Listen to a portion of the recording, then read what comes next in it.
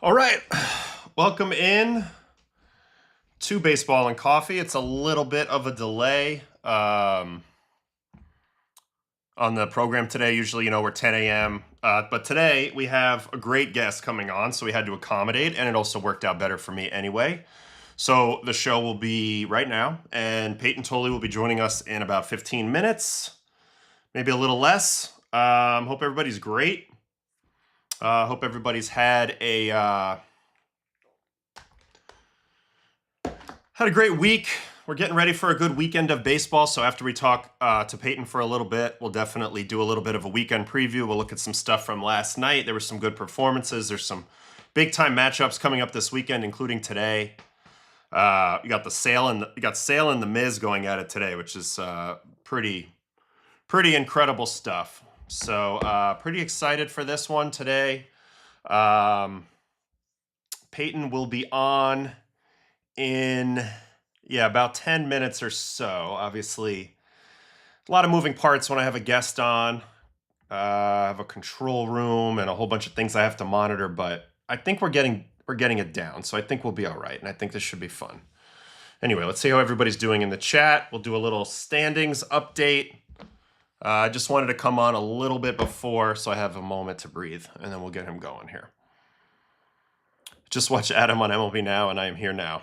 Yes, I was just on. We talked Skeens, Cade Anderson. Very exciting debut tomorrow. I'll definitely have a video up on his debut tomorrow night after he pitches, pretty much right after he comes out of the game, I think. That's exciting. We talked use of AI. We talked Little League World Series. We talked Sale and the Miz. It's just good stuff. So that was fun. And now we get to do my show, which is also fun. So this is going to be great. And I appreciate everybody that's been hanging with me so much. We haven't gotten to any games yet. We're going to wait until after we talk to Payton in about 10 minutes. We'll have him for about 15. He's nice enough to give us a little bit of his time. I think he's at Fenway. So, he's got to go do his work and stuff. But after that, we'll go watch everybody else.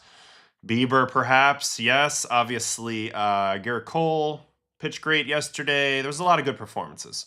What platforms are you live on? So TikTok, which it seems like you are on, also YouTube. Today I'm on the MLB channel as well. MLB YouTube channel, my own YouTube channel, Adam Ottavino 0, and then TikTok as well, my TikTok as well. So we're going to ask him some questions. We'll have a little fun. I have some questions in the Discord from some people in the grounds crew, so we'll get those out for sure. And then it should be a good convo. Did I just read on Discord that AO remembers every pitch he's ever thrown? I don't know about every pitch, but the majority, yeah. I have a sickness. It's a sickness. I don't know what to say. I guess when it's that important to you, sometimes some things stick in your head, but yet I can't remember what my wife told me 20 minutes ago. And I think a lot of husbands can probably relate to that. Yeah, Sonny Gray, Logan Webb is another one today, which will be great. Is Rafi going to get booed in Boston? I'm pretty sure he's going to get cheered. But we'll see. I guess we'll find out. There's no way that anybody knows what happened with Cattell. And if they do, they're not going to be telling us. So I tried to dig in on that the other day. Didn't find anything else about that. Carl's still trying to tell me that Jeremy Giambi was safe on the Derek Jeter flip play. I agree to disagree, but I like it. I like your passion. What else we got? I am great from Williamsport. Always great to watch it on the TV to see in the hometown. I'm disappointed. Sunday is the Major League game in Williamsport. I was supposed to be there, but I have work, so I can't go. Next summer, though, I'm going to make sure I organize my schedule so I can get out to Williamsport and check it out. No doubt about that. Well, considering the fans boo Wilson, the best player on the team, playing injured, hustling all year, I can almost guarantee they boo him. I don't know. It'll be an interesting one, Jane. We'll see. This will be interesting tonight. We watched Tugboat on yesterday's stream. If you're interested in watching his debut, I think it was yesterday. It was either yesterday or 2 days ago. Go back into my YouTube archive of the lives. It's all time-stamped, so you'll be able to jump right to Tugboat's performance. Matt Wilkinson. Got a sneaky little fastball. No doubt about it. Blue Jays 7th straight series win going into a major series this week with the Yankees. That's going to be interesting to see how that one plays out. But yeah, they're in a good spot. Let's just do the standings, and then after that, we'll probably be ready to welcome Payton in there. I see he's already in the waiting room, so I don't want to keep him waiting too long, but I also don't really want to start till 1 because that's what was advertised. So I don't want to jump the gun either. All right, let's go through the standings right now. American League East. This is where we're at. Tampa 4 up on the Yanks, 8 up on the Sox. Yankees have won 4 in a row. They just swept Baltimore. Now they have this big series versus Toronto. Tampa goes to Baltimore. Baltimore just handled Tampa recently, so that'll be a little bit of an interesting series. All 5 teams in this division in play for playoffs. All 5 in play. Anything could happen. There's a world in which 4 of these teams make it to the postseason, which is pretty crazy. And I would actually go ahead and probably predict that right now because I don't have a whole lot of faith in a lot of the central teams. There is a math problem here, though, because all the East teams are going to play each other, all the Central teams are going to play each other, all the West teams are going to play each other, especially in September. So there's going to be, if there's a lot of split series, there won't be a lot of ground made up. You're going to need one team to kind of get hot to win that last wild card spot. In the Central, White Sox are up 3.5. Twins have won 3 in a row, so now they're the closest team chasing. Cleveland also won yesterday. Detroit's kind of back and forth, and we know about the Royals. In the West, Houston 1 up on Texas, 4 up on Seattle. We've talked all year about Seattle and can they get it going? So far, nothing consistent. They do have Cade Anderson starting tomorrow, though, which is pretty cool and pretty fun. I love a debut. As we watched Payton Tolle's debut last year, which we're going to have him in a few minutes, and that was a lot of fun. NL East, Braves 5 up on the Phillies. They finally won yesterday. They had been in a little skid. Phillies are hot. Phillies are about to play the Cardinals, who are another pretty hot team. They almost swept the Reds. So that'll be interesting to see what happens and shakes free in that division. Miami's still hanging into the wild card race, but the division's long gone. Central, I mean, the only question here is can the Cubs catch the Brewers? Plenty of time to do so, but we'll see. I think the Cardinals are hanging in there in the wild card too. We'll do the wild cards in a minute. Dodgers 9 up on the Padres. This division's a wrap. All right, here are the wild cards because this is much more interesting. We talk about this every single day. The American League wild card is nuts because after the Yankees and Red Sox were pretty far clear, Minnesota and Texas are tied. Toronto's a half game back. Cleveland 1, Detroit 1.5, Baltimore 2, Seattle 3. You have to take all those teams seriously. You really do. It's only 3 games. Now, again, there's a math problem there because a lot of these teams are going to play each other. So if there's a lot of splitting going on, there won't be much moving up and leapfrogging. But, I mean, all these teams are going to duke it out, including a team that's 8 under 500, about to get to September. And they're still in it. This has been a crazy year. National League wild card, Padres a game up on the Diamondbacks. Cardinals are trying to hang in there. I get the sense that it's between these 3 teams. I don't want to discount the Marlins too much. Or I guess the Pirates, but I'd be surprised if the Pirates got back into it. But I don't know. I think it's going to be a tight race. You know, the Padres and the Cardinals are going to play each other a bunch. I mean, the Padres and the Diamondbacks are going to play each other a bunch. So that's going to be an interesting scenario. We'll see how that one plays out. I don't know. Diamondbacks have the Marte drama. Padres did not play well versus the Mets, but they just came off an off day. Now they're getting Minnesota. I don't know what the strength of schedules look like. It's going to be awfully close. I mean, really awfully close. The Cardinals-Reds game yesterday was drunk. It sure was. That fly ball that ended up getting dropped by Hill. I thought he did the right thing taking over. I've seen some criticism that it was the left fielder's ball, but I thought he did a good job, Derek Hill, of taking over. You're the center fielder. It's kind of your priority. He just dropped it. I think it was just a physical error more than anything. And that happens. All right, let's check our coffee cup leaders from last night, and then I'm going to take a break, and we'll have Payton in for a little bit, which obviously we're all excited about. Zach Neto had 5 hits last night. Holy cow. 5 for 6, 1 home run, 7 steaks. Where was I? Guess I wasn't watching. That's a hell of a day. Jordan Walker, 1 for 4, 4 RBIs. Home run. Matt McClain, grand slam there as well. Garrett Mitchell had a 3 for 4 day. That's a good sign for the Brewers. He had been slumping. Spencer Jones had a nice day yesterday. Interesting because Bellinger's coming back on Sunday. How's that going to shake out for the Yankees? That'll be wild. WPA, Jordan Walker number 1, McLean number 2, Patrick Bailey number 3, as they eked out that one. On the pitching side, DeGrom, congrats to my guy Jake's 2,000th career strikeout yesterday. I know he's really low on the wins list and all that, but for me, he's pretty much a Hall of Famer, at least in my mind. Only one of 2 pitchers that ever gave me goosebumps while watching them throw baseballs, so that counts for something in my bird brain. Grayson Rodriguez with a really good start. Maybe we'll watch that later on the stream. Shane Bieber, we talked about that. He pitched great. Gavin Williams, another double-digit strikeout game. He's punching tickets this year. I did give up some runs, but he's creeping. Garrett looked great. I thought Garrett Cole looked as good as he's looked. Honestly, oh, you're right. It was Dane Myers. You're right. It was Dane Myers was the play out in center field. I'm totally wrong. Derek Hill's on the Phillies now. Good call. Way to keep me honest there. It was Dane Myers. What's weird is Dane Myers had the clutch home run the other night that actually stole a game from the Cardinals, and then he gave one back yesterday. So it's funny how that works. But anyway, I digress. Garrett Cole's been great. Grant Holmes was on the verge of making it tough on Walt to take him out of the game. He had the no-hitter going.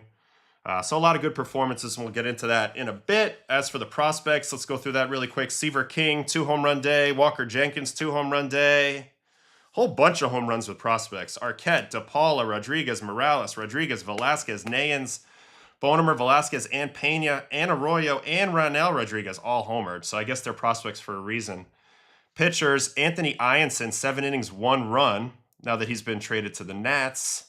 J.R. Ritchie down there in AAA. Braylon Dowdy. Gage jumped. That was in the big leagues. And Hagen Smith, who's being used out of the pen in the big leagues. All right. I think it's time to put you guys on hold for a minute. And then we're going to go grab this human right here and try to chat for a little bit. So bear with me here for a moment, and I'll be right back.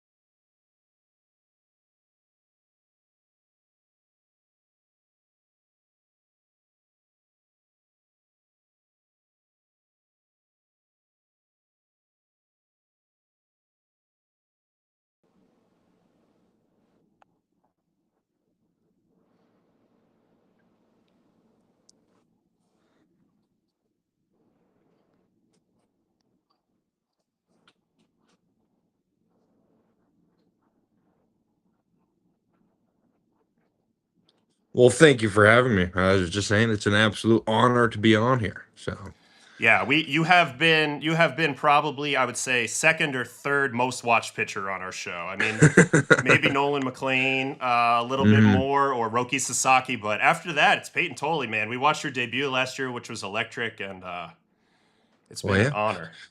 It's good company up there. So, hold on one second. They're saying we're muted in the chat. Oh no. Okay, we're good now. Everybody's saying we're good now. Okay. All right. All right. So first question for you is a little bit about the two-way aspect of your talent in college. Two-way player, Wichita State first, then TCU second. What do you think, if anything, hitting, and especially hitting at a high level, taught you and that you were able to bring into your pitching? The first thing that comes to mind is don't give hitters too much credit because hitting is hard. So, I mean, I think having that experience, like for me, one thing that I was going through last year was like, okay, I remember how uncomfortable I felt sometimes in the batter's box. And it's like, how do I make hitters feel that uncomfortable? So it's a constantly, give hitters problems of whenever they step into the batter's box. I don't want them to feel like they have any sense of control. But yeah, I mean, I think it's a good background to have.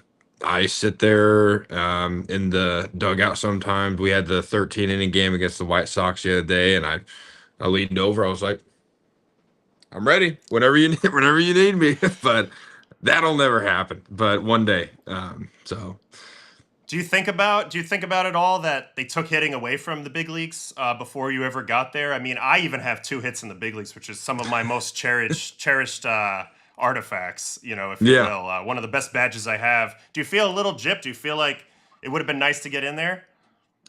I mean, a little bit. There a long time throughout high school, and I forget what year, but I was always what year they started doing universal DH. But I was always like, I want to get drafted by an NL team and work my way up through it, and then hopefully get a couple at bats. But now it's like there's only those certain like really odd situations where it could ever come up, and but it would it was a dream of mine for a long time. But I think I found out that junior year of college that there's just too much swing and miss in this game. It's just not enough. We're not making enough contact to do this at any successful level. Yeah, I'm guessing just watching your style as a pitcher and just as a human, you probably swung pretty hard. You probably let it eat a little bit in the box. It was I was a great 5 o'clock hitter because I really liked watching how far the ball went. So, but that was about it for me. I couldn't. They started throwing decent off-speed pitches, and I had no chance. Yeah, no, I hear you, man. We've had some questions in the chat and in my Discord a little bit about kind of your progression from your first year into this year. What do you think Mm. are some of the biggest areas of growth from you during this season? What are things that you focused on, and what do you think has been easy or maybe difficult? Yeah, I mean, I think it's you look last year and it was coming up through the minors and the development was very velo based. I came into spring training and I hit 95 on a backfield game and I was like, oh my gosh, like I'm throwing so hard. And then to continue throughout the year to end up getting to 100 and like that was the emphasis. It was we'll work on your changeup, maybe a downer curveball or something here a little bit, but like we need you pushing numbers. We need you getting up there in velo. So then I think that's kind of what helped me get to the show. And then now it's like, okay, we know that we can compete, but we need something to like take it to the next level. And that's where the curveball has really been introduced, like and emphasized. The cutter has been taking a lot of big steps, really in each game. I think uh, 2 days ago was the first time I threw it more than my fastball, which you told me that a year ago, and like, there's no way. Yeah. But it's just kind of I feel like I'm learning the game better, like trying to like, okay, these guys are really spinning, or these guys are really just wanting to sit back and slap heaters the other way. It's like trying to evolve with the game, let the game tell you what it needs. And but like the biggest change has been, okay, can I throw a curveball here? Can I throw for a strike? Is it a chase? Where's a good spot to land a changeup every now and then? But and then just like instead of just sitting down the middle and then throw it as hard as you can, like we're actually trying to like we're getting to spots and for trying to pitch. So that's been the biggest thing. Learn how to pitch and not just throw. Well, I think you're doing a pretty damn good job at it. To your point, we did notice that you had finally thrown, well, the first time with all the cutters. The cutter was the number one Mm, usage. And you had a game recently, and it might have been this last game where you didn't get a strikeout until the sixth inning, but you still had a great mm. game. Yeah, There's also been introduction of the sinker this year. How do you feel like that pitch has helped you improve as well?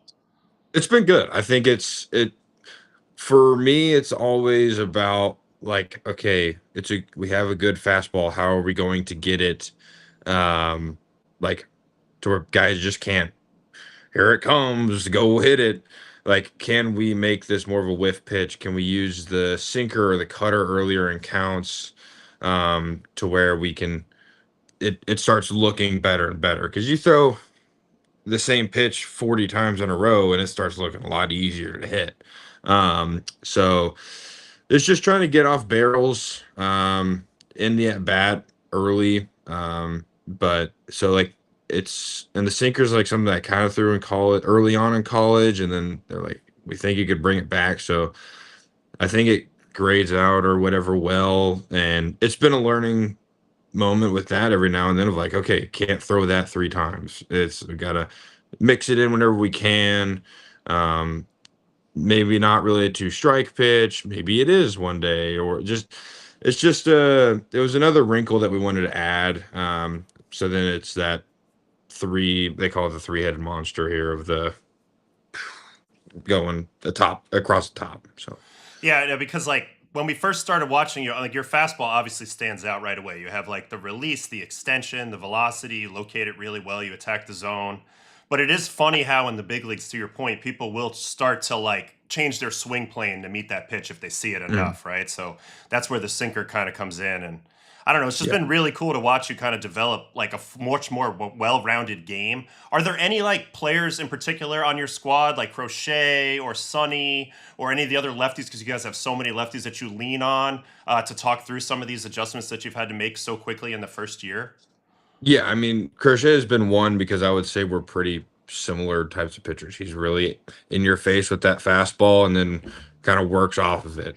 And our profiles on our secondary pitches are pretty close to the same. So I try to talk to him quite a bit. It's kind of tough right now just because of like whenever we travel and stuff. But um, Sonny he's been really, he's a, he's fun to talk to. And I've really enjoyed um, just learning from him. And like, we're different pitchers, obviously, but like still there's ideas and principles that are the same across all pitchers. So just trying to learn and sit there and relax and like whenever we're watching a game and I get Sonny going on something, he gets up on that on the the ledge or the fence or whatever and starts drawing his strike zones, and we get like 3 different strike zones going across the whole rail. It's and then you just 3 innings, there's your conversation. So it's been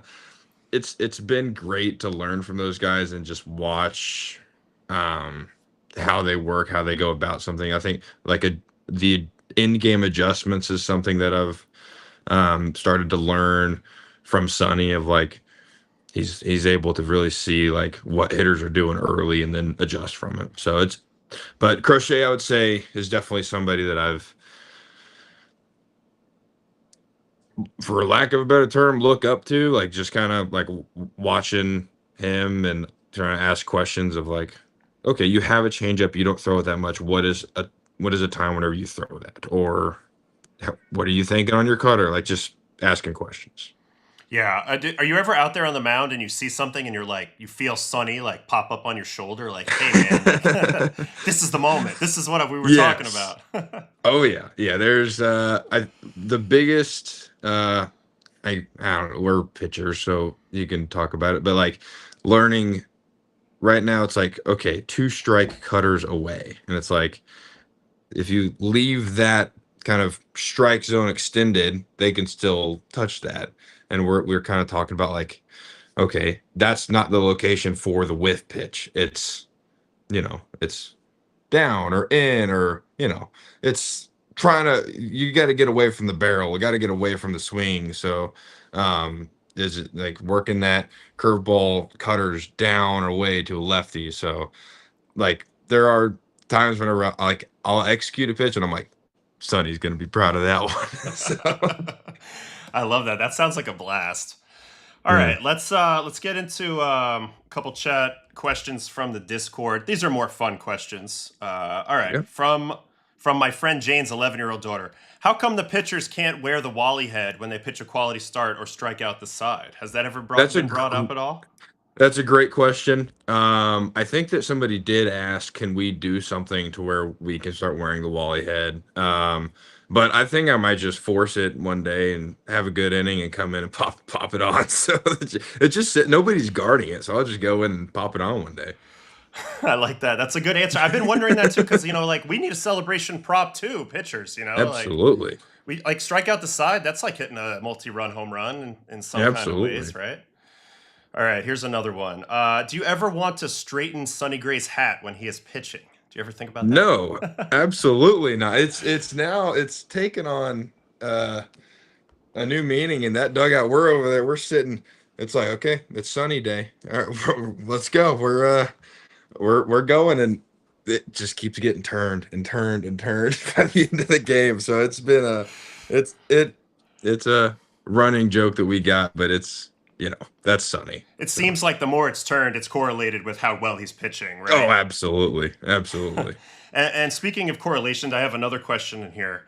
Have you found a correlation between performance and how many bananas you eat while you're pitching? Um, Usually if we're getting in that 7, 8 banana range on the day, that means we're going deep into a game. So there is something there. But I mean, I probably need to do more of a study on it, if it actually is helping out, because I just kind of eat them as the day goes on. So, but they brought down a cooler one day that was two like two bushels. What do you call a group of bananas? Like Yeah. 8 or 9 bananas each, and I'm like, I'm not eating all these. But yeah, it's they're easy to eat. So Yeah, they're easy to eat. And actually, a funny story was I remember one time a former teammate of mine, Charlie Blackman, he mm, got to go fly with the Blue Angels one time, like in the off season. that's And awesome. he asked him, like, because he's a very prepared guy, he said, is there anything I should know about eating before I do this flight? And they were like, you should eat bananas. And he was like, oh, why? Like bananas, like you don't want to throw up bananas? And he's like, no, it's because they taste the same going out as they do going in. So I thought that was great. But I used to be That's the good. same way. Pound a few bananas, keep the potassium up, Mm. that sort of thing. Oh yeah. As a kid, what was your fandom like as a kid? Were you like being from the Oklahoma? Were you like a Rangers fan? What was your fandom like as a kid? Yeah, definitely the Rangers were kind of the I say that they were the team that helped me fall in love with baseball. It was kind of like because I was really becoming a baseball fan in that 2010, 11, 12 area where they were making those World Series runs. But then like I still was like throughout middle school, high school, I'd say my allegiance was still probably with the Rangers for a little bit, but I just kind of became a baseball fan. I was like, Yeah. whatever is on that night, it's like we're watching it. It doesn't matter who it is. So we'll figure out whatever games happen. We'll figure out who to root for. But it was definitely those Rangers teams. Who were some of your guys that you modeled your game after growing up? Um, I remember I did a lot of like C.J. Wilson. Uh, Derek Holland? Derek Holland I was number 45 one year before Derek Holland. Um, but then like I also watched Harrison? Kyle Harrison, maybe? Matt Matt Harrison. Harrison. Matt Matt Harrison. Harrison. Yes, he was. I'm Yes. thinking Yeah. lefties here. So CJ, yeah, those guys. Martin Yeah. Perez, those were the lefties. Yeah. And then like they ran into Madison Bumgarner those years too. So like watching Oh yeah. him, like I think I was always thinking of him as like the villain in those whenever I was 9 years old, but like it's like that's a fun pitcher to watch in a postseason. So but definitely like I like kind of moving up was like Josh Hamilton, Mitch Oh Moreland, yeah. modeled the Nelson Cruz stance, like all those guys. That's legit. That they were nasty. I mean, they showed Yeah. down with the Cardinals. I had been drafted by the Hmm. Cardinals, so I was watching that. That World Series was crazy. Yeah. All right, Yeah. so one more real question, and then we'll talk a little bit about your charity event that's coming up. Yeah. So the Red Sox, it's been a crazy year. You know, I was a Red Sox. I played for Alex. I loved Alex. Mhm. He's out the door. I love Tracy. Tracy's in there. All of a sudden, you guys get red hot. Winning streak starts, and now you guys are sitting pretty, chasing down after the American League East, and probably looking like a postseason team. What was that Yeah. turnaround like in real time? How much fun was that time period? Obviously, you guys are still playing, so you're still having fun, but especially when it just felt like every night you couldn't lose. Yeah, I mean, I think that that's probably the best way. Like the best way that I thought about it was in Chicago. We were playing the White Sox, and this was game 4 or 5 of that 15 game win streak. And somebody hit a ball down the line, and the umpire throws his hands up foul, and then like switches and says it's fair. And like I was in that moment, it was like a week ago, that ball was so far foul, and we don't get any shot of this. But it's like whenever we got that hot, those hits were starting to fall, those catches were being made, like those pitches were like, that ball on the outside corner was called a strike instead of a ball, and things started breaking our way. Because they were not for that first part of the season. Man, it was just couldn't catch a break, and then all the breaks started going our way. So it was a whole lot of fun, and like to continue to play like good baseball has been um we were playing how we knew we could play at the beginning of the year. It just wasn't happening. So it's been a whole lot of fun. It's been a wild ride, but I think now we're back to that point of we go out there every time and we feel really confident with whoever we're running out there on the mound and whatever that starting nine is. So it's the confidence coming back was huge. Do you feel like you guys as a group, like the players, like you still had that belief the whole time, and it was kind of like the chicken and the egg thing, right? Like, do you start winning and then you relearn to believe, or do you feel like you guys did a good job of kind of maintaining, a proper sense of where you guys' real level was, even though the record didn't indicate it? What do you think about that? Yeah, I mean, I think that like whenever we were winning early on, it was like this is what we do. Like this is who we are. Like playing a full game where we're picking each other up.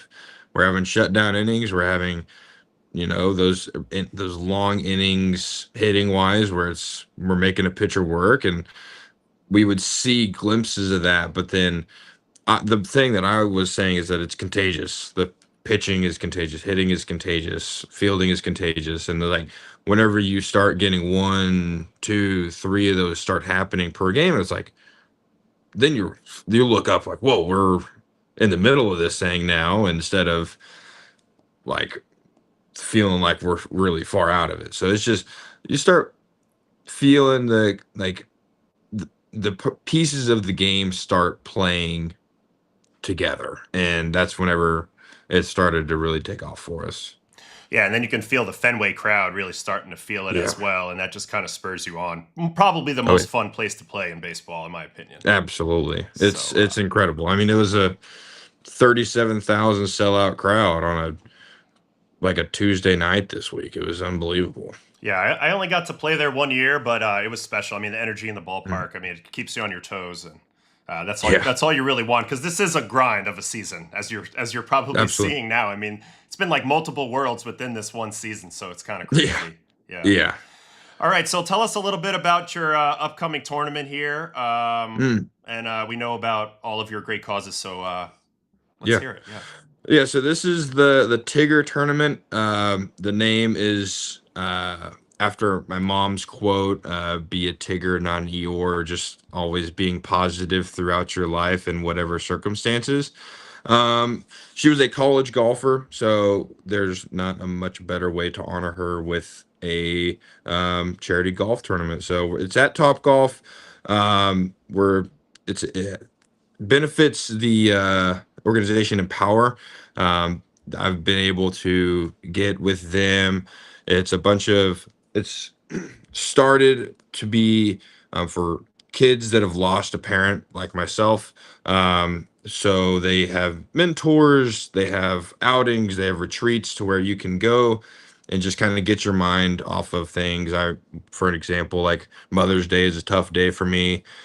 With Empower, kids are able to take their Mother's Day and go on a hiking trip, or go to a Red Sox game. Some of these things that, where they can kind of take their mind off of it and be able to have a community. And something that I really have loved is the mentor program that they have, so that there's these kids can talk with other people that have been through similar uh, circumstances. So I'm super excited about it. This is my first event, I guess, and I couldn't be more excited about it. It's a lot of things coming together, and just super excited to help benefit these kids even more. Well, it sounds like an amazing cause. You've been incredible to watch, talking about, turning obviously a really tough moment into something that, where you can then turn into, power and help other people, outside of yourself. So you're definitely a role model, Peyton. You're somebody that you're doing a great job both on and off the field, and it's been really impressive to watch. So fun to watch. So if you guys are interested, the Tigger tournament, here's some of the information here on the screen. You can go. I'll put it up in the description after this. But overall, I mean, we'll go let you do your thing. I know you got a routine to get to, so appreciate you so much for coming on. We're really excited for this one, and we're glad we could make it happen. Absolutely. Thank you guys so much. It was an absolute pleasure to come on. So thank you so much. All right, thanks, man. See you on the next time. Ah, See ya. All right. Let me just head back to the main screen here. And then I'll go and hang up on Peyton. He had 15 minutes. We went a little bit over, but who could not? Who could not go a little bit over when you have one of the coolest guys ever on your show? So I thought that was pretty fun. A little bit of insight, had a little fun. Made sure that we got Jane's daughter Emma's questions in there. I definitely was looking at the YouTube chat, but I also have to be in the moment. And we had some questions already in the hopper, so appreciate you guys. I try to put up a lot of the chats, the praise and stuff like that I saw in the chat, but that's the main thing. That was awesome. Great pitcher. Seems like an even better person. I think there's no doubt about that. No doubt about that. He was just a fantastic human, using a personal setback to help others, and to connect with others. I think that's the main thing. So very, very cool. Very, very, very, very fun to have him on.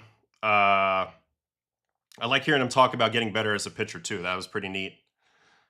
First the mode of operation. First the first modus operandi was learn to throw faster, which he did. He went from 95 in spring training, which he was blown away by throwing 100 by the time we saw him in the big leagues. And then this year, he's added sinker, more curveball, less slider, more cutter, in and out, up and down, working with Sonny and Crochet and the others. So you've seen the results. I mean, he's pitched to a 3.08 ERA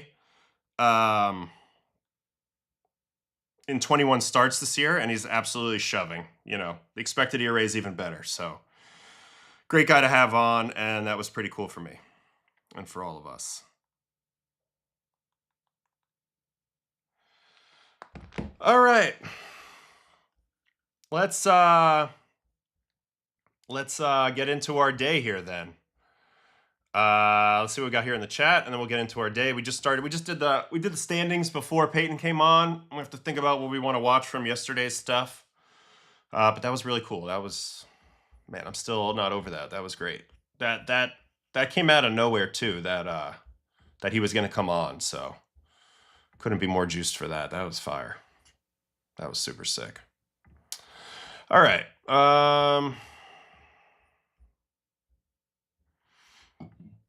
Let's get back into the main screen and keep it going. He's a Red Sox, Billy. He is a Red Sox.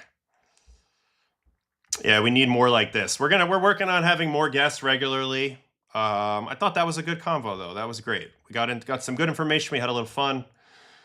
And we move forward. All right. So again, going over the matchups for this weekend, because there's a whole bunch of brand new series starting this weekend. So now we'll get into our weekend preview a little bit, and we'll go over some stuff from last night. These are the matchups from this weekend. All new series, unless some of them probably started yesterday, but for the most part, these are the series you're looking at this weekend. Braves, Brewers, we talked about that Sale Mizorowski game that's starting in a little while. Cardinals, Phillies is a matchup. Blue Jays, Yankees, Nationals, Marlins, Giants, Red Sox, a fun one with a great pitching matchup tonight. Rays, Orioles, that's an important series. Mets, White Sox. Mets have played great ball. They're looking to play spoiler for the White Sox. Royals looking to play spoiler against the Tigers. Noah Cameron's red hot. He starts today against Melton. A's, Astros, important series for the Astros. Angels, Rangers, important series for the Rangers. Rockies, Guardians, important series for the Guardians. Seems like there's something important happening in every series around baseball. Twins, Padres, important for both of them. Reds, D-backs, same, although I think the Reds are a little cooked. Cubs, Mariners. Mariners trying to make a last push into it. Cubs trying to chase down the Brewers. And then Pirates, Dodgers. You know, Dodgers is probably not that important, although they'd like to play more consistent. This is a great matchup tonight, too. Yamamoto and Bubba Chandler. So, that's what we're looking at for tonight. As for last night, we just went over the coffee cups. There might even be some minor league stuff to check today, but I mean, DeGrom, Garrett Cole is a must. You tell me what you guys want to see, and maybe we'll get into it. I mean, shit, Zach Neto with a 5-hit day. That's probably something to watch. You know what I'm saying? Do I think Bubba gets through 5? Honestly, like, I'm not the biggest Bubba guy yet, but he's got great talent, and I love watching a guy improve and figure it out. So we'll see. We'll see. What else we got here in the chat? How many pitches do you think the M's give Anderson? I mean, he's been pitching about 4 or 5 innings each time, maybe 6 occasionally. So I think 80, 85 pitches would be my guess. I wouldn't expect for a long start, but I'm predicting a pretty good start, maybe with some hits, but he's going to pitch really well. He's got good command. Be exciting to see him. And how he looks. Looking through the chat here. Can we look at Ben Joyce? He was nasty versus the Astros. Felt bad for Altuve. All right, we can start off the day with Ben Joyce. I didn't know he pitched last night, but we've watched him in one game so far since coming back from his surgery or what. I think he had a surgery, right? Shoulder surgery. He's been throwing gas since he came back. 6 games, no runs, 3 saves already, 8 strikeouts, .33 whip. Averaging 100, 99.7. His most recent game was the 18th, so that's a couple days ago. We can watch this one, no. We'll circle back a little bit. 18th, Houston versus Angels. Ben Joyce. We actually watched some of this game. We watched the beginning of it to watch Klassen. He averaged 102 in this game, so this is going to be fun. Ben Joyce versus Houston the other night, so let's just check it out really quickly. This would be Houston, Astros, Los Angeles Angels, and we're looking for Joyce. There's Joyce. All right, so this is it's going to be quick. 11 pitches, absolute gassed. Absolute gas, I should say. All right, 102.6 down.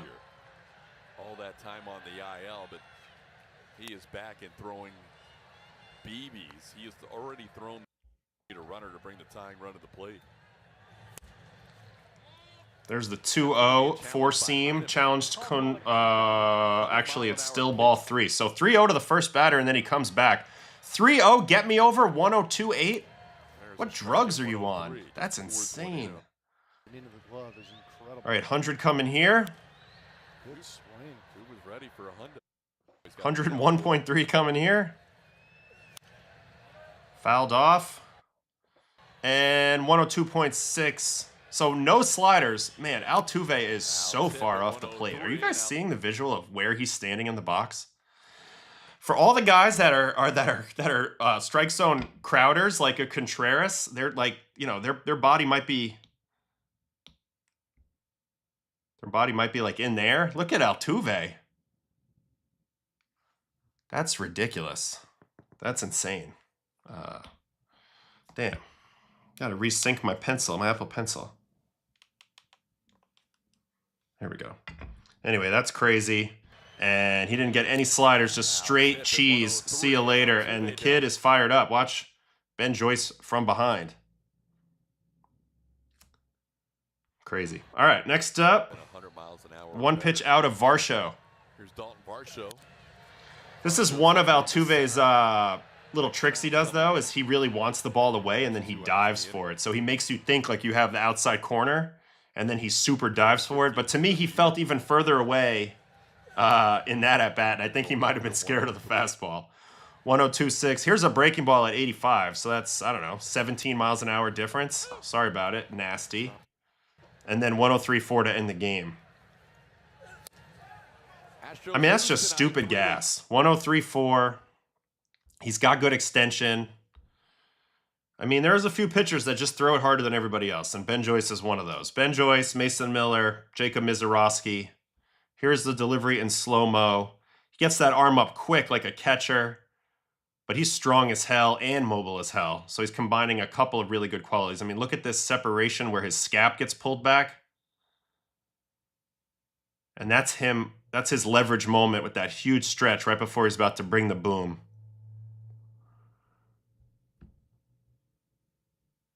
I'm not saying this doesn't hurt watching, but that's absolute gas. So Ben Joyce, he's our first one that we looked at, and good news for everybody, because I was a little worried, like, man, is this guy ever going to really be healthy? You know, can you stay healthy throwing this hard? At least he came back. He only pitched 5 games last year, and so far he looks good. So let's see if he can build off of what he was doing in 2024.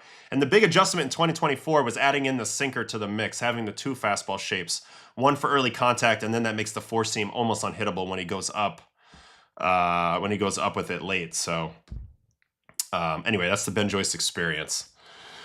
All right, here we go. Back to the chat. Can you show how you analyze hitters on Baseball Savant? You looked at analyzing pitchers yesterday. All right, yeah, we can take a quick detour for how I might look at a hitter on Baseball Savant. All right, let's just cherry pick a hitter who's pretty good. Let's say it's Juan Soto. All right, Juan Soto. We'll pick Juan Soto because he's one of my favorite players. All right. So obviously, you go to the percentile rankings, and they're pretty self-explanatory. Maybe this was a bad example because he's good at everything. Let me find 2 different hitters. One that's good at some things, one that's good at some other things in a contrasting fashion, and then we can learn from that. So Schwarber, we'll do Schwarber as our first example, right? Schwarber's incredible, power guy. And the trade-off is that there's a lot of swing and miss. But the key when you're looking at Schwarber is when you're looking at these bottom percentile rankings, chase percentage, whiff percentage, K percentage, and walk percentage. His style would not work if that chase percentage was down in the dumps like those other percentages that are in the blue. Like if he had like a single-digit percentile ranking on chase, his walks would crater. His ex-WOBA would be cratered, and all of that, because at a certain point, chasing and controlling the strike zone really is the most important thing. So you look at a guy like Schwarber, and that's one prototype of how to hit. It's be a powerful guy, but also stay within the strike zone. You're going to have miss, but it's part of the equation. Like mixed with a guy like Arise, who's actually his teammate now, and you see it's almost inverted. He doesn't swing hard. He doesn't have a lot of power. It's so funny because Zoinks, I just did that exact thing. And you look down here, the chase rate is in the negatives, which means the walk rate's in the negatives, the bat speed is in the negatives, the hard hit, all of those things. Yet, he's incredible at squaring the ball up. His contact rate is tops in the league. He never whiffs. He never strikes out. So he's always putting the ball in play, and that's what this type of profile is going to look like. Now, most players in the league are going to be somewhere between a Schwarber and an Arise. They're going to be somewhere in the middle. They're going to have some aspects of their game that are a little better than others, but they're not going to be maxed out like on one end of the spectrum and minimized out on the other side of the spectrum. So that's the first thing I look at, is just a basic profile. How much do they chase? How hard do they swing? Basically, how much whiff, how much swing and miss is in there? Do they walk? All those types of things, just like basic. These are just basic like evaluation tools. But then from there, you want to dig in a little further. You always take their fielding into consideration, their outs above average, and then you start looking at things like sprint speed. So a lot of times when I'm looking at a physical player's attributes, I'll go down to the percentile rankings over time, and I'll track a player's sprint speed over time. typically, as this starts to decline, you start to decline with age. And it's important to see when their speed starts to fall off a cliff. Like, I'll give you a perfect example of this right now. And I'm not saying this guy's like declining necessarily. Well, he's declining a little bit, but I'm not saying he's like done as a player. But you look at Mookie Betts and you go look at the sprint speed and you see a steady decline. It's this column all the way to the right. So that's usually how I try to measure athleticism. It usually shows up a little bit in your outs above average as well, although in this case it doesn't. So it's not a hard rule, but it's something that I think about. Also, bat speed is how's your bat speed declining as well as another indicator in terms of, is your bat speed declining, meaning is your physical ability to swing hard and swing fast declining. So I look at those for physical attributes. Then you can look at, you get a little more granular, like how often does a guy first pitch swing? This has been a big criticism of Arise over the years, and apparently even Mookie's very low first pitch swing. So like this is important because a lot of stuff happens on first pitch. You have an opportunity to get your A swing off, but you can also screw up your whole at bat by putting the ball in play with weak contact on the first pitch. It's something I always like to know. And there's a million other metrics here to look at. How they perform versus each pitch, how often they do this, pull the ball in the air, which is a huge metric in terms of expected damage. And then from there, now we have bat tracking data. So this is Mookie Betts we're looking at right now. Couple metrics that I care about when I'm looking at a player. What's their average bat speed and what's their swing length? For me, I like players who have a below average swing length, so it's a little bit of a shorter swing, but they combine that with above average bat speed. Not a lot of people have that, but that's something that I look for. Generally speaking, longer swing, higher bat speed, shorter swing, lower bat speed, but that's not a hard rule either. So you have to see where the player is on that spectrum. Then in terms of swing plane, I like to look at their swing tilt. Tilt is basically how tilted their shoulders are on average, whether they stay square, whether they tilt a lot to create loft in their swing. And it also shows up in attack angle. Attack angle is the angle at which you connect with the ball. 10 degrees is league average. If you see a high number, they're really getting underneath the ball. If you see a low number, they're really getting more on top of the ball. That's important because it leaves clues to what type of batted balls they're going to have. Like Vlad, straight down. Juan Soto's very flat. As you can see, Mookie's about league average. Then you got guys that are super uphill. So it's interesting to look at. Also, attack direction. This is an important thing to look at, like for a guy like Mookie. All his power is pull side, so he needs to have his attack direction to be pull side. So anyway, those are some of the things that I look at with bat tracking. Now, they have all this new metrics down here, which if a guy's struggling, I'll go ahead and dive into. Like, is he more under it? Is he over it? Is he late? Is he early? Is he off the end? Is he off the handle? You want to know those types of things because it gives you a little bit of a clue of why his contact's weird. And then the last thing is probably just the spray chart. You look at spray charts over time, like this is Mookie Betts, and it just becomes clear as day that the only way he does damage is by pulling the ball. There's a couple balls to the opposite field, but for the most part, it's a pull side guy. So you kind of get the idea of what he needs to do, to accomplish his goals. And in Mookie's case, it's not chase and pull the ball in the air. And he's pretty good at both of those, but he's been a little unlucky, and that's kind of how you want to look at it. You kind of cross-reference their actual results, right? He's got a 703 OPS with their real results. I mean, with their expected results. Ex-WOBA, he's above league average, 327, should actually be performing better than he is in reality. And you try to suss that out, and then you pair that with watching a little bit. So that's kind of how it goes. Anyway, that was pretty long-winded, but that's kind of the idea there. All right. So on to the next. Let's get into some games from yesterday. We watched Ben Joyce, and that's about it so far. I know that there was requests for Bieber. I know that I definitely got to watch Garrett. He looked really good. And we'll see who else everybody wants to see. I love the in-depth. This is awesome. You said Vlad and Soto have flat swings. Why does Soto hit more home runs? He doesn't necessarily hit home runs. That's happening this year. But the point is he's been inaccurate with his barrel, Vlad. He's not getting into that perfect spot for the backspin. He's been mishitting the ball a lot, and also he's been getting attacked with a ton of sinkers this year, and his bat's so flat that he's been beating the ball on the ground. But his home run stuff is extremely fluky. Extremely fluky. All right, the first name I see is DeGrom. So we're going to do DeGrom first. Congrats to my friend. He hit 2,000 strikeouts yesterday. So we'll start with Jake. He had probably his best game of the year yesterday, in my opinion. So it'll be fun to watch it when we do watch it. But while we're talking Jake, I want to quickly go to his reference page because he's just a very unique career. He's at 50 WAR. I guess the question that I want to be thinking about throughout the time that we're watching him is, can he make it to the Hall of Fame? I'm a big believer that some of these guys that have like the less longevity, but their absolute peak was pinnacle shit, like a Lincecum or a Johan Santana, they should be, in my opinion, evaluated more favorably for the Hall of Fame than they historically have been. That's going to be the issue with Jake. Nobody can deny that at his peak, he's one of the greatest pitchers we've ever seen. Back-to-back Cy Youngs in 18 and 19. Then he went to another level after that in 20 and 21. And if you don't believe me, even though he was hurt for part of that time, all you got to do is go look at the strikeout to walk ratios through this stretch. 13.27, what? 12.75, 11.25, 14 through that whole stretch of the end of the Mets into the Rangers. Like, that's just not human.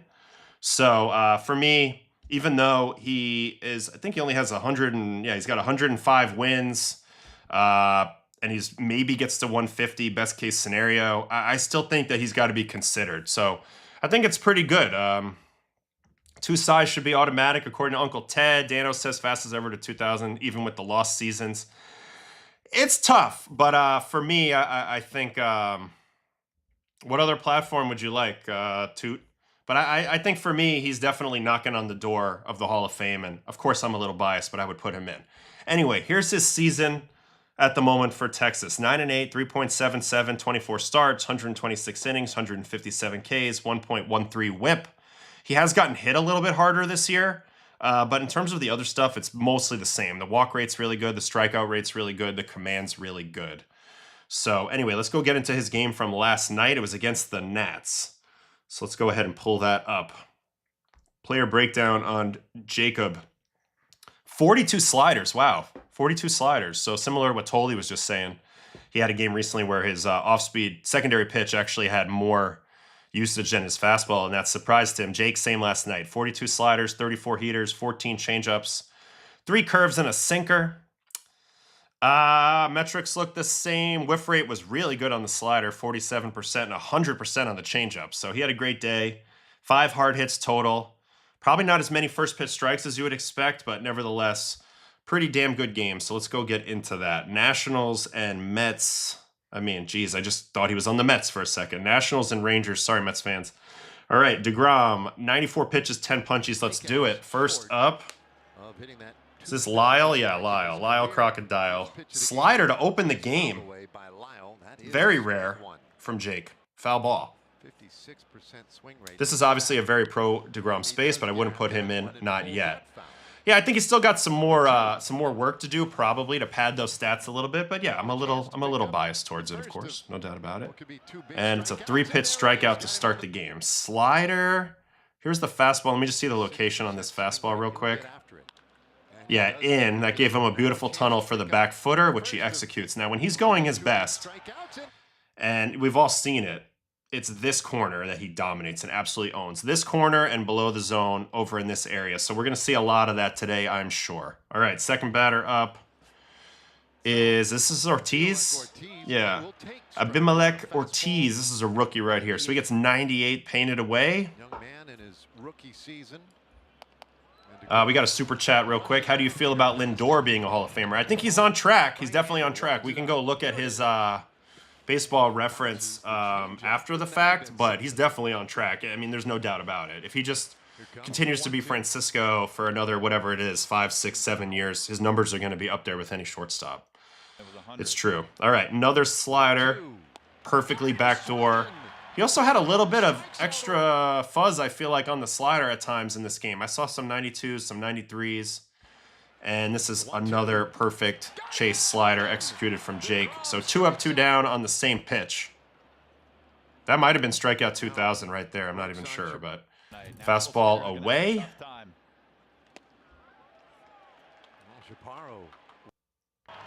Lincecum has 1-2 Cys and is not in. And Santana, right?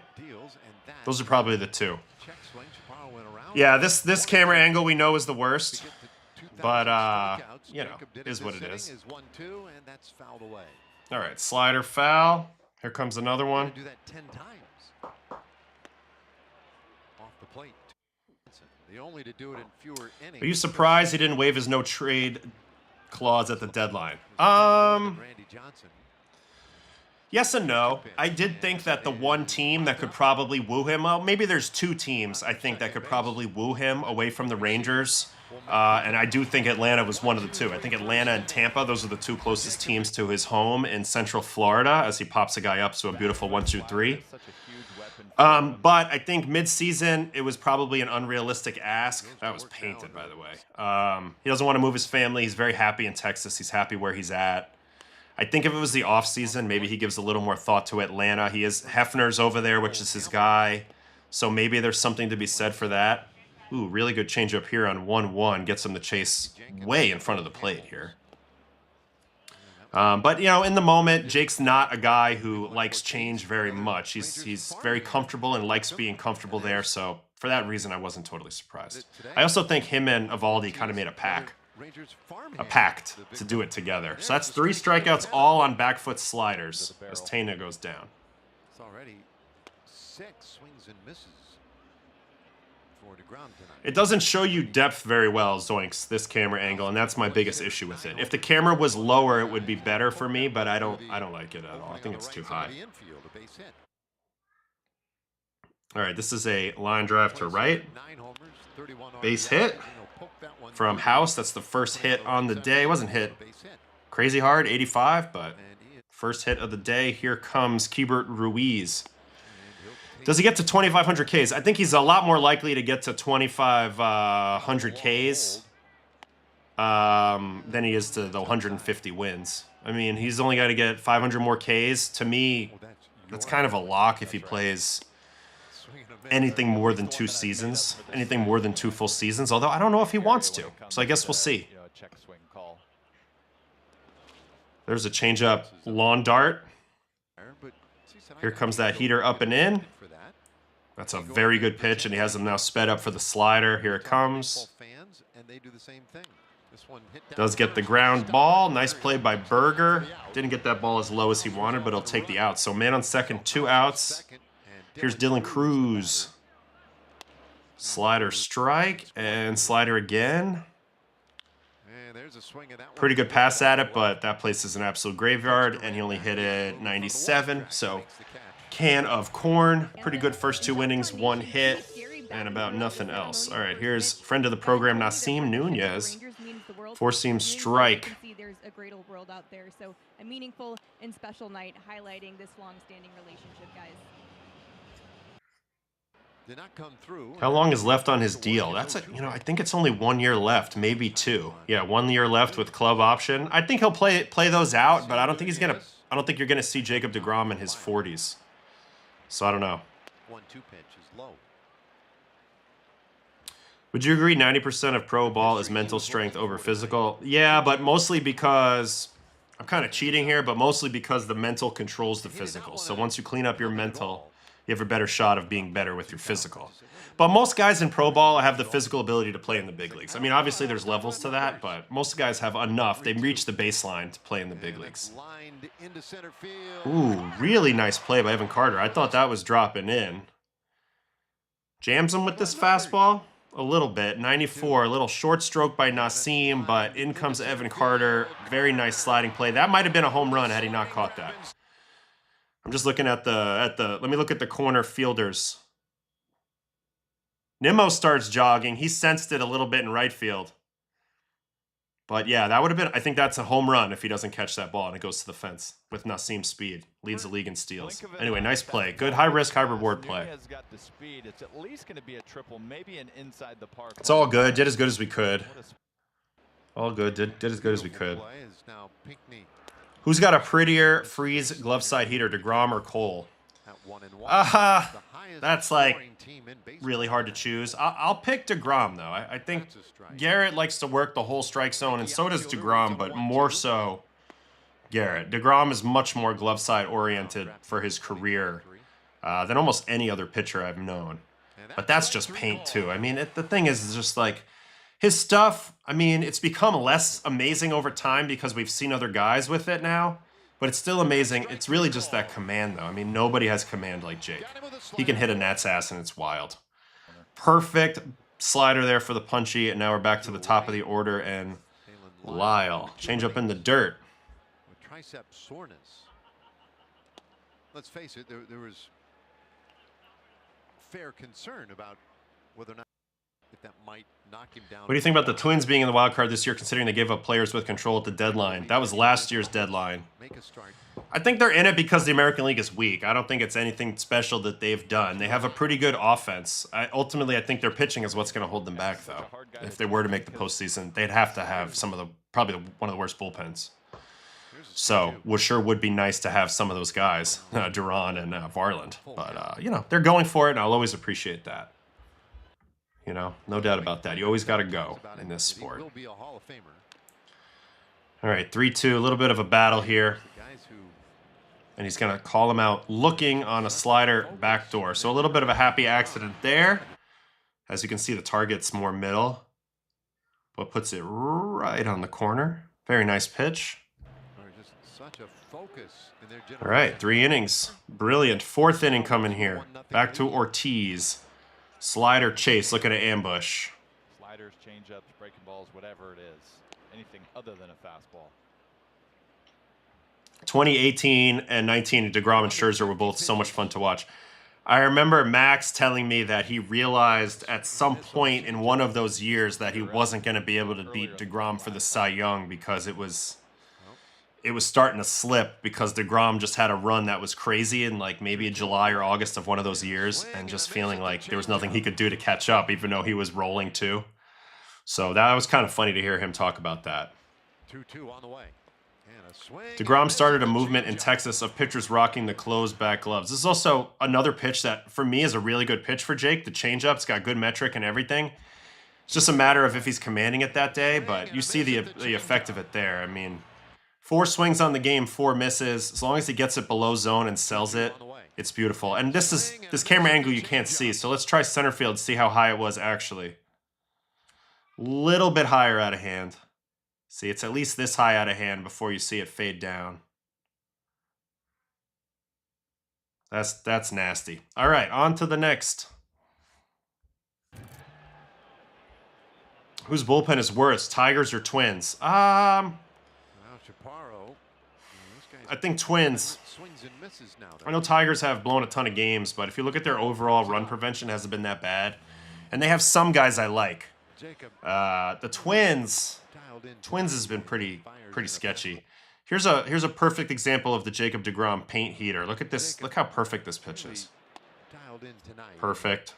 And then slider off that, you got no choice but to swing. Yeah. Those pitches tunnel. I mean, you can just see how it works. It's not a complicated thing. Headed right towards that corner, just like the last fastball. They go to swing, and it's not. He's so good. But yeah, he did start a trend with that closed back glove. You know, Roger Clemens used to rock that. Chris Carpenter, I always thought it was a cool look. Gonna look at it right there. No hole there, you know, where you see the back of the palm, just completely closed back with that mesh. Gets it from Stevie, the best rep in the game, Mr. Rawlings himself. All right, 2 outs, nobody on here in the 4th. First pitch curveball. That's what he uses his curveball for, as a dumper. It's a good curveball. It's funny because he never uses it. Fastball in, perfection, fouled off. The interesting thing is like that can be aggravating. Yeah, they have Hoffman now. I'm not really. He's still nasty, but I don't think he alone will push the Twins anywhere. This was a great at-bat where he painted everything, but look at this slider back foot again. He's so good at executing that pitch. I mean, really, best maybe ever. All right, 5th inning. Here's House. He got to hit that first time. Fastball away ball. 2.5 years of control on a reliever for an injury-prone arm and a 19-year-old catcher. I know it was last year, but imagine if they had those guys in the pen. They would be a lot better. You know, they'd be a lot better. The Dodgers will not be banned from baseball, no. He's gotten some extra rest and just has a few extra. In his career that are amazing, but he's 38 years old, still throwing nearly 100. Fouled back. I say nearly. DeGrom had a good interview after the game. The bullpen catcher was asking why he was throwing his in-game slider in the pen. 2-2. He just had the extra juice yesterday. He's definitely seemed to have the extra juice, and when he has the extra juice, you better watch out. Another slider. This time it's a take, and then he's going to try it again. So this is the one walk, huh? House with some good at-bats. Took him the other way for a hit, draws a walk the second time. So leadoff walk here in the fifth. Change up dirt. That much tonight. Hedrick, they didn't even appreciate it at all. They let him go for basically nothing, and that was a couple years ago. But that was bad. Second and fourth innings. Who threw the hardest? Side sessions in season. Always amazing that some starters go two side sessions. Day 2. Yeah. DeGrom used to throw 2 in his absolute prime. He used to throw 2, and that was suggested by John Smoltz, and he took that to heart. And that's lifted out into short right field. So short, in fact, that Foscue goes out. All right, there's one out. Nobody can advance. 7-6. Here is Cruz. I mean, Jake used to throw 97 without even trying in side sessions, which is kind of scary, you know? Quick toss over there to keep House a little closer. He is. I think it's really a slider. He's got a little bit more vert, but I think it's a slider. It's not verty enough to call it a cutter, in my opinion. Let your teammate, let your friends in on it. A little bit of the fun here is that it's downstairs, 2-1. I guess the one thing, probably because that four-seam fastball.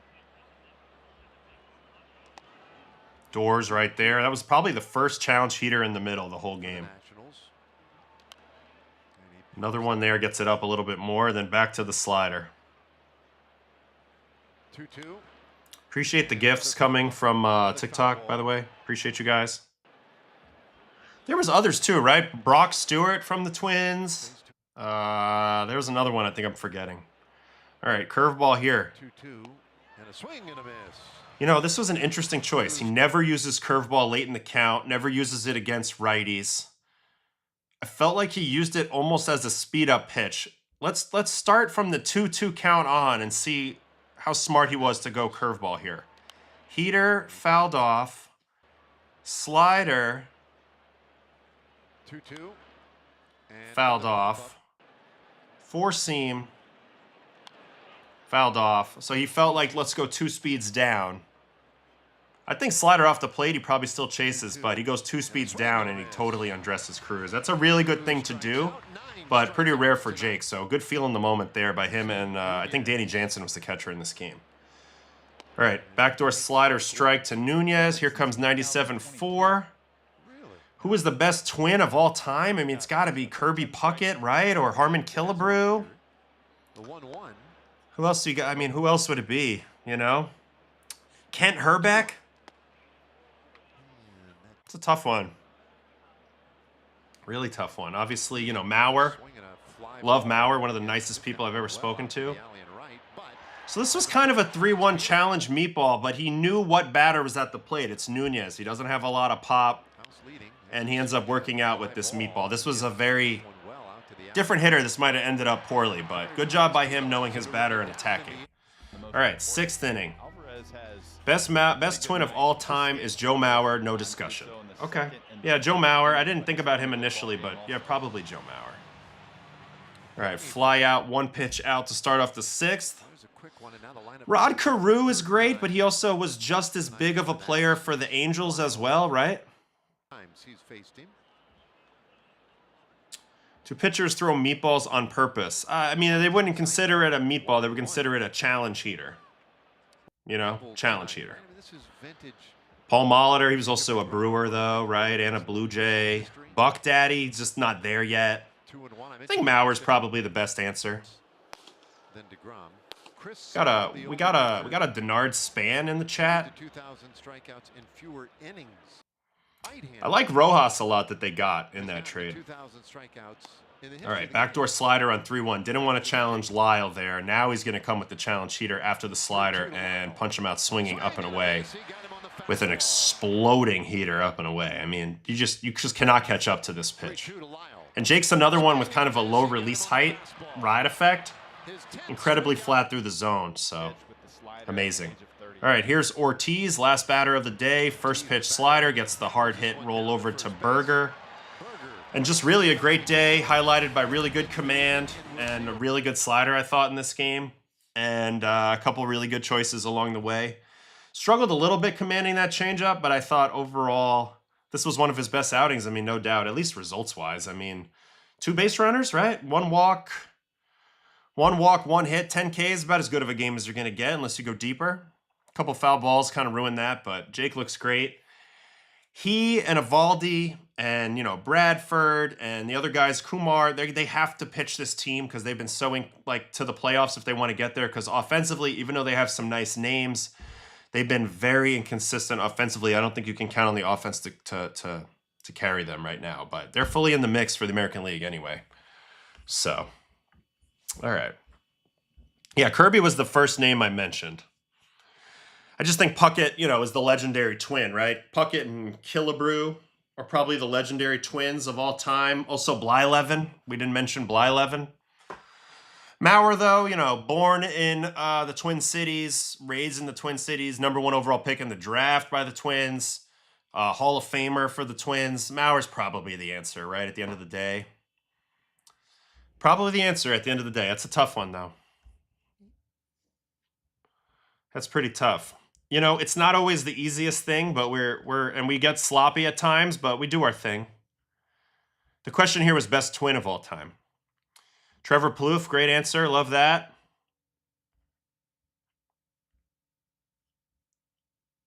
This chat is realizing me how stacked the Twins bullpen low-key was.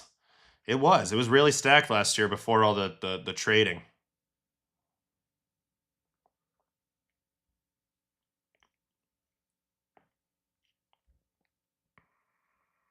Yes.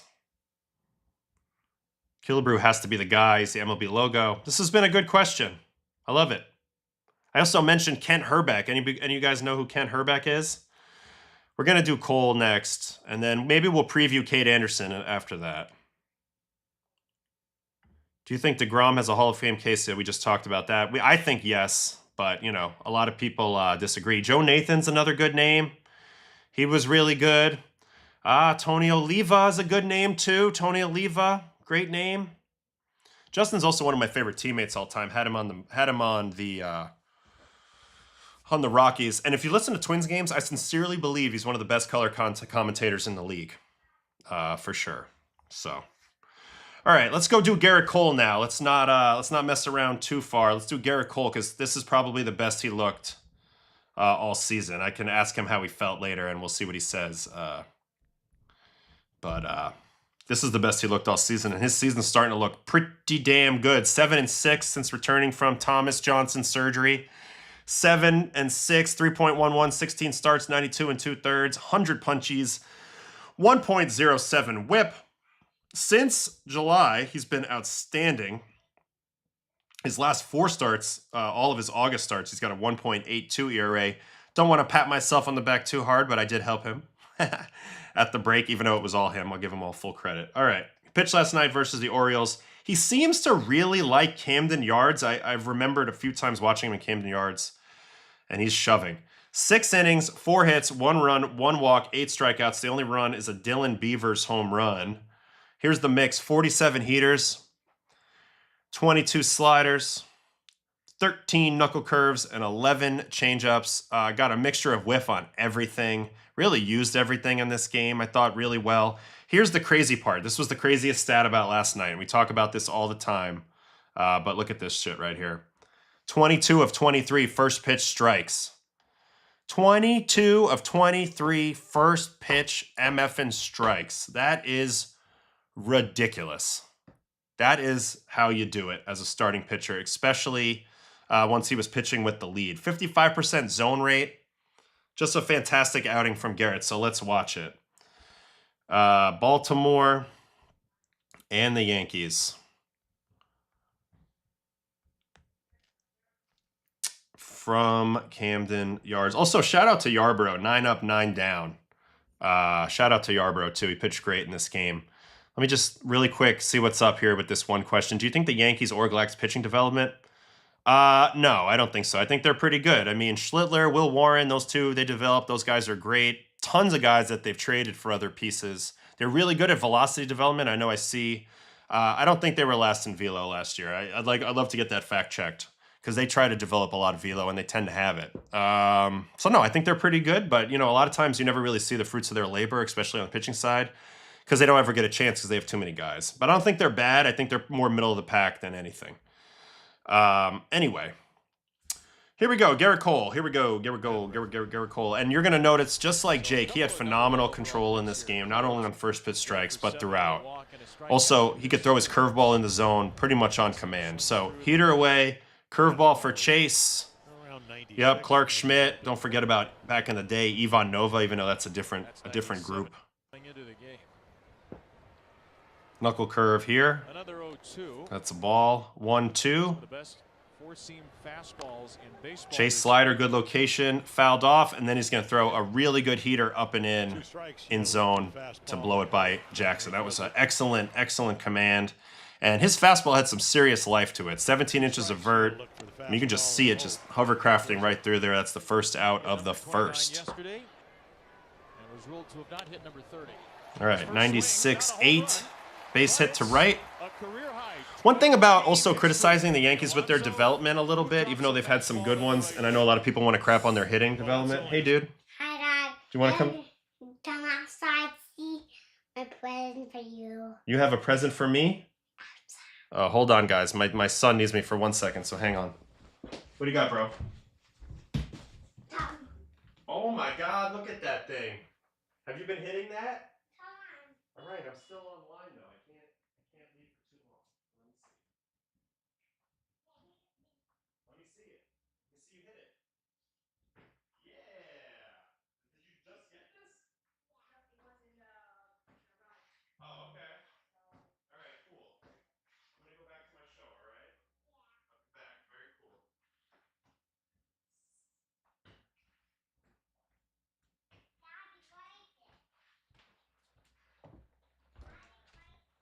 All right, I'm back. Very cool, very cool. He showed me a cool toy. But you also have to remember, they draft at the end of the draft every year. So they're not getting that blue chip prospect most of the time that you can select in the top 10 picks. So, you know, it's a lot easier to develop when you have like a can't miss Paul Skeens type of guy. You know what I mean? Anyway, base hit right there. Wow, we never mentioned Torrey Hunter. Good call. Good call. Good call. This is absolutely not what they need to do. That man does not know what he's talking about. It works because it's Aaron Judge.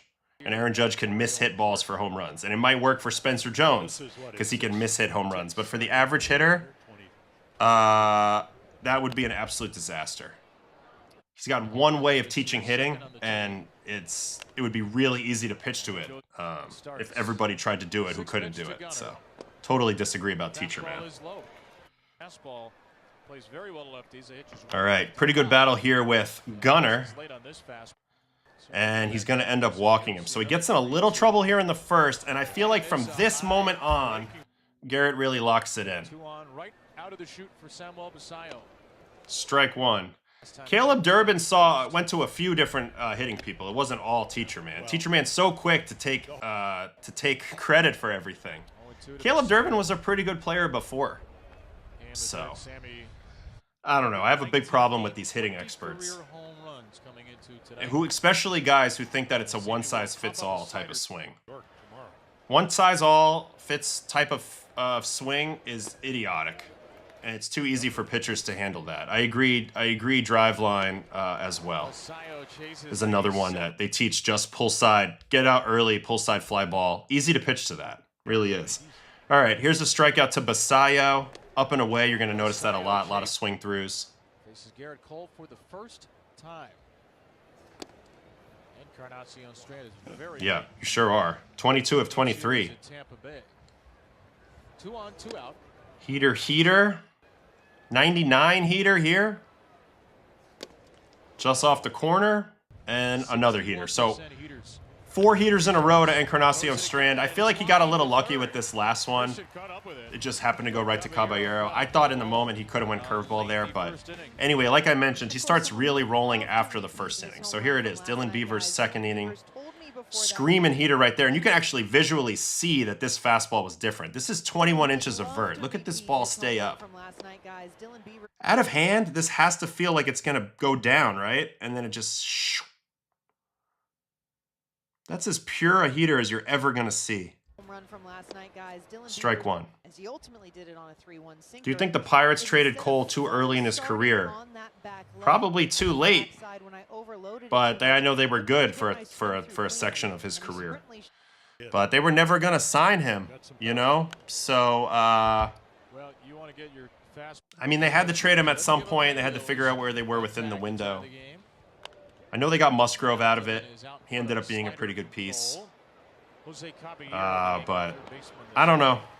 That was a tough one. When you know you have a guy that's that valuable, they're weighing it with Skeens right now.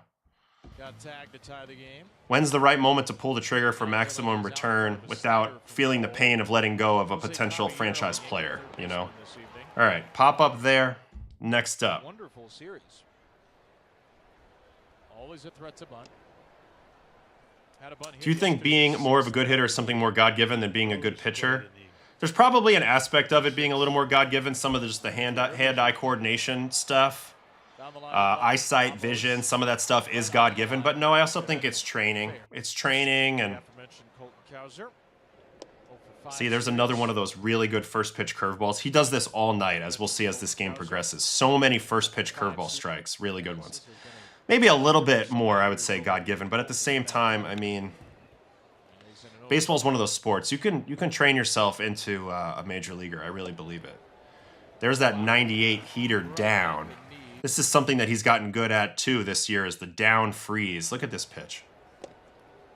Just right on an absolute rope to the bottom and a beautiful second inning. Here is the third inning. Fastball strike. Comes out of UCLA. Yeah, they traded him too. They have to trade everybody.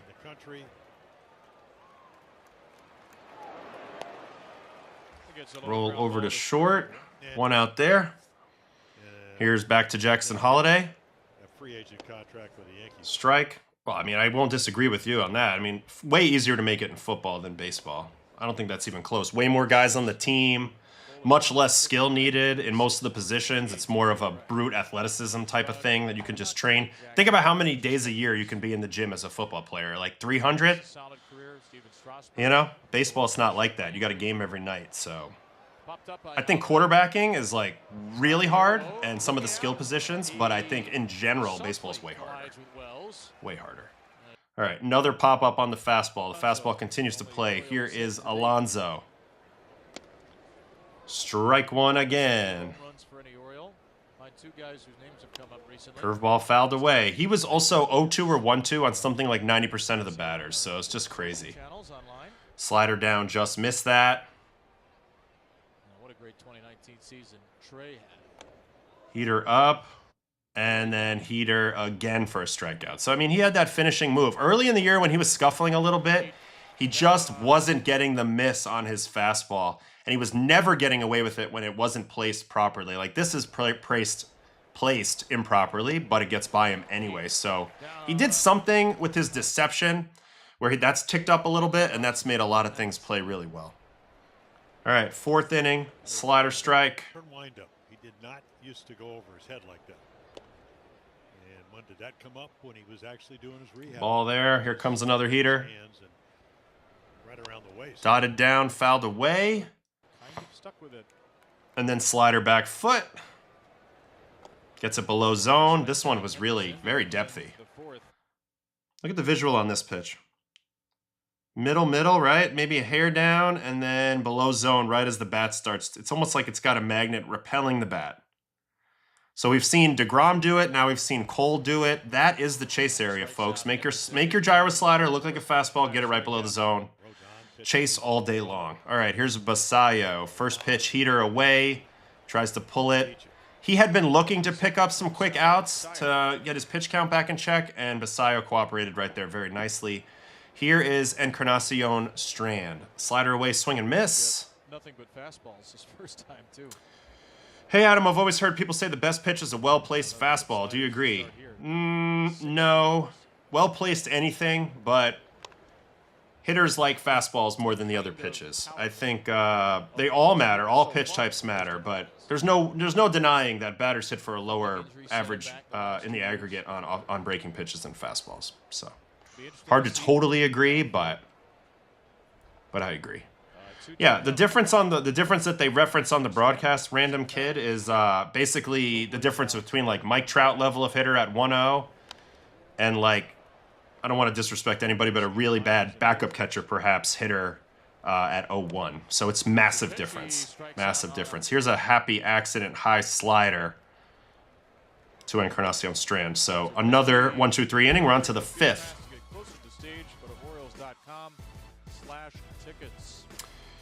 Quite the contrary. I think changeup has gone up in usage this year. Tampa Bay is really the main team championing that. There's a changeup right there from Garrett. I think changeup's coming back around, and I think you're going to see more and more of that as we go on. Does the windup help you go 3 times through an order since you can change up the timing? You can still change up the timing out of the stretch as well, but I would say, yeah, any little wrinkle you can do to change up the timing is always good as at-bats go on. So Beavers crushed this pitch. This was an impressive swing. Garrett had a very interesting reaction to this. They're going to show him in a second, I think. Or maybe this is the Orioles broadcast. Yeah, this is the Orioles broadcast. Let me just see Garrett, because he gives a very interesting reaction. Anyway, his reaction was kind of like, huh, how did he do that? Now, I've always said, watching Beavers, that Beavers' swing is built a little bit more for the top of the zone. But this was incredible, nevertheless, to get around on this. So let's watch this progress. That got to 1-2 on the curveball. So in Garrett's mind, he slowed him down a little bit, and he's fully doing it with this changeup. So you would think a heater up, timing-wise, would be great. But credit to Beavers, he never comes off the heater, never comes off his strength, and then it's just a snap up and in. I mean, to me, this was an incredible swing and a very rare swing. But great job by Beavers for the 1 run off Garrett last night. And you can see it from the side, how quick he is to snap here. Very weird hack.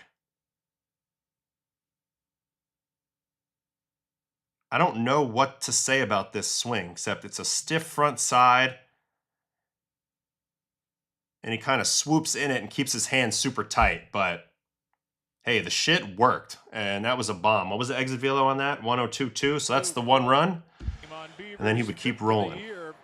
And the home runs are now starting to arrive for Dylan. Foul bunt.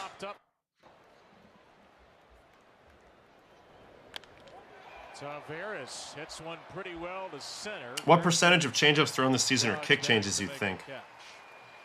I would say probably 40%.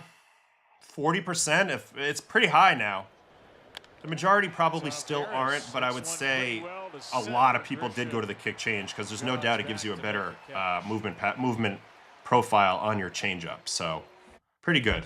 That time he kept the heater away from Taveras, so even though it was a pretty good swing at it, he ran out of room in center, and then he gets another 1-pitch gift here on the first pitch pop-up from Cowser. 18 inches of vert on that. That's another evidence that this fastball was special at times last night. Look at this ball stay above the barrel. Brilliant. All right, next up is Narvi. Former Yankee. Maybe not big league Yankee, but former Yankee. Slider strike, heater up, fouled off. And you can overswing because you have so many different ways to try to be a better. After years of being the veteran player coach type in a clubhouse and at your facility, what do you now believe is the biggest gap between what young pitchers think they need to succeed? Well, it's a little tough, and I never shy away from telling the truth, which is like, your stuff absolutely matters. Like, they're not going to trust you for quite a long time if your stuff's not impressive. So that's your way in the door. But I would say it's like when we talked to Payton Tolle today, learning things that he's looking for, adding in more wrinkles to your game, making things harder on the batter in a multitude of ways is really things that you learn as you go, especially at the big league level. And I think young pitchers really struggle to see that. They think it's stuff. And it is to some extent, but there's so many other layers to it. And if you're just the stuff guy, what do you do when your stuff goes down? Because everybody's stuff's gonna go down over time. time through the order. He's 1-1 on. What about his swing shows he's better at the top? 3 or 4 different ways to get I just noticed last year that his swing is definitely built for the top. Like, he doesn't have necessarily the craziest attack angle where it's like super underneath. He's just more quick. He stays very tall in his swing, Beavers, and it's just a little bit of a rotation short arm type of thing. And I think if I remember correctly looking at him, he's got a pretty good up and in spot. There's a changeup right there. When Beavers comes back up again, I'll go quickly look at his True Media page. All right, slider here to Pete. Changeup coming here. Exactly. Solo shot. Nobody cares. Now, we right? found out some things after the game on for long. It loses track of the fly ball somewhere. Right Changeup again for strike there. See, he's mixed in a lot more changeups as well. They're not in that world at this point. Tolle mentioned the velocity gains in his first minor league season. How have teams found a way to develop velo gains while still accumulating innings? Well, they do a lot of drill work. You know, core velocity band, and it's different for every pitcher because what the program spits out, especially with the Red Sox, is it gives you a hint of what they think you can improve. They're big on center of mass, the speed of your center of mass moving down the mound. So perhaps that was one of the biggest things he had to work on. Perhaps there was something in a position. Perhaps there was a timing thing. So they do a lot of drill work between games would be my main guess. All right, 2 on here. It's got to work. Was that Beavers again, actually? No, that was Gunner. All right, we'll get to Beavers when we get to Beavers. All right, here's Basayo. Change up strike. And you see Garrett going to some alternate pathways here third time through. Change up, then slider out of that tunnel to get to 0-2, and then change up again. So just when you think you're going to get fastballs, you get change up, slider, change up in leverage. So I have to say that was very impressive by G here. Completely switching it up, going off the script, and embarrassing a young hitter. Really nice. All right, that's going to bring up Encarnacion Strand. Curveball strike. All for strikes. This is a very long-winded question. Let me see if I can get to that at some point. Yes, very top-handed swing is what I see in Beavers. But there's also some data to support it, so we'll get to that in a minute. Four-seam up. He's got a good look at Cole. Four-seam away, fouled off. Here comes the changeup. Pulled foul, and four-seam again. I did think this was a little bit of a risky pitch location-wise. It's directly down Broadway, but it had 18 inches of vert on it, which it seems that whenever he needed it in this game, he was able to put a little extra lift on that fastball and get guys to swing under it. So that's what happened there. That ended his night. Beavers doesn't come up again, but that gives me a good chance to now go dig into Dylan Beavers for 1 second. Boom. I had Tolle up here earlier because I was curious if I could see anything. All right, here's Beavers. We got to go from 25 to 26. And here is that four-seam versus righties. And you see there's a red spot at the very top middle of the zone. That's rare. Most of the times, lefties versus righties in the modern game, it's going to be a middle down heat map. Now, he's got middle down as well, but that top shelf stuff tells me a little bit that he can cover that pitch, which to me is a little bit rare. Also, left on left inside as well. Also, though, when you go to Beavers' swing path, let's see what that reveals about him real quick. Bat tracking data. Mr. Dylan Beavers. Attack angle being below 10, meaning it's flatter than average. So he's not particularly scoopy. He's a little flatter than average, which always when you see that, they have a little better chance of covering velocity or up in the zone. He's also right there at that above average, the combo I talked about earlier, right around average swing length, so it's not particularly long. Doesn't take him a long time to get the swing going, which usually hurts you to get up in the zone, and also has above average bat speed. And then if you just watch him, with the way that he kind of gets his swing off, where it's like a hip thrust move, he gets vertical at the moment that he's hip thrusting. And we can watch that again, and I know I'm saying thrusting a lot, but if you watch the home run swing from the side, watch how tall he gets as he's hitting through the ball. Like he goes from down to up. You see how his body straightens out?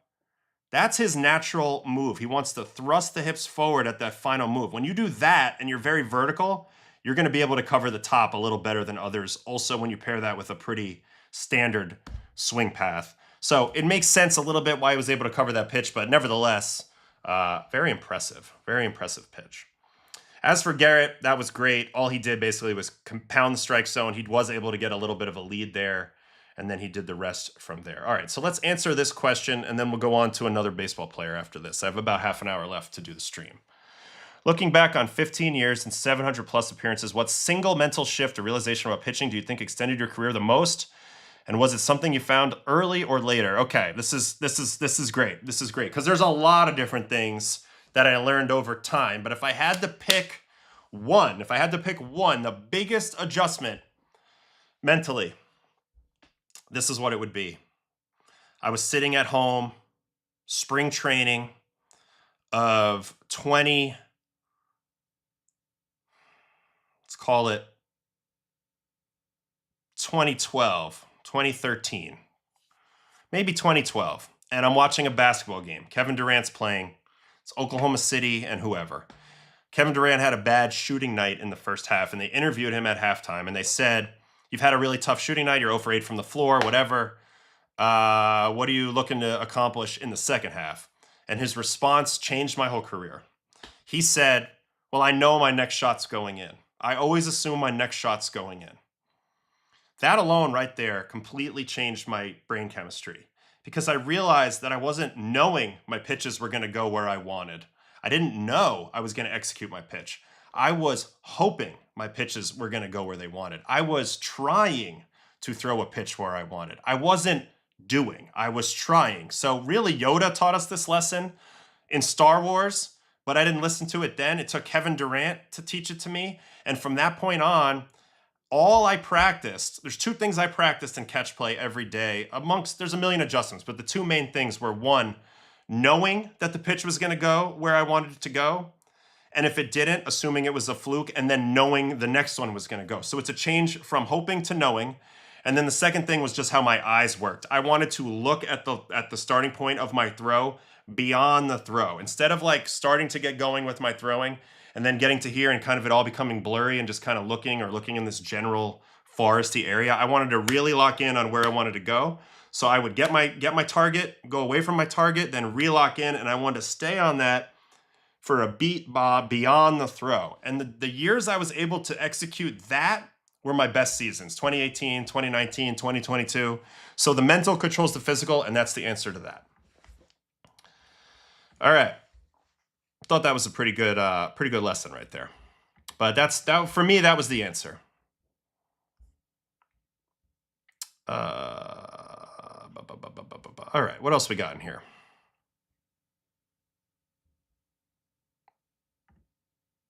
My apologies, trying to understand the game better from a major league perspective. I thought it was great. Don't listen to those. Don't listen to those people who are worried. This is a fun game. What about Spencer Strider's fastball? It was good. He kind of lost it a lot. So we'll see him when he gets back. All right, who is next on the list that we need to watch? That was Garrett. We've watched him and DeGrom. We knew they were both great. Let me go back to my coffee cuppers. Do we want to take a quick break from the pitchers to watch a 5-hit day from Zach Neto? I say, why not? 5-hit day from Zach Neto. What kind of season is Zach Neto having? One of the few guys that wasn't shipped out by the Angels. They have made wholesale changes like crazy. So he's having a tough year. Tough year on defense, not his best year on offense. Does have 21 home runs. There is a lot to like about Neto's game. But yeah, it's been a little bit of a struggle bus at times. So let's go into the Dugout app. Let's pull up Houston versus the Angels. Right, that's who it was. Houston versus the Los Angeles Angels. And it's last night, and it's Mr. Zach Neto. 5 for 6. All right, 5 for 6 facing Peter Lambert. First hit of the game is a flare to right where he stays inside it and loops it out and gets rewarded. Get jammed. That's what they say. Good hitters get jammed. Good hitters get jammed. Oh, yeah. Grayson Rodriguez. We could maybe watch him. All right, here's his second at-bat versus Peter Lambert. Fastball fouled back. Change-up coming here. Good take. And this is the one time he's going to get out. Sinker in. And it's funny is he hit that ball a lot better than the first one, and he's out. So that's baseball for you. 2 at-bats, 1 for 2. Here comes the third at-bat. First pitch, fastball, all over it, lines it into left. So what Lambert did here, which is interesting, he had bases loaded here, right? He's in a predicament. Instead of trying to throw a borderline chase pitch here, first pitch, and not get ambushed, which is what I would recommend. What he tried to do was just throw harder, and he thought throwing harder was going to help him here. He threw 94.6, but Neto was dead red on the heater, and so he didn't care. And I think that was a little bit of a mistake. If you're going to throw that pitch, you want to get it a little bit higher.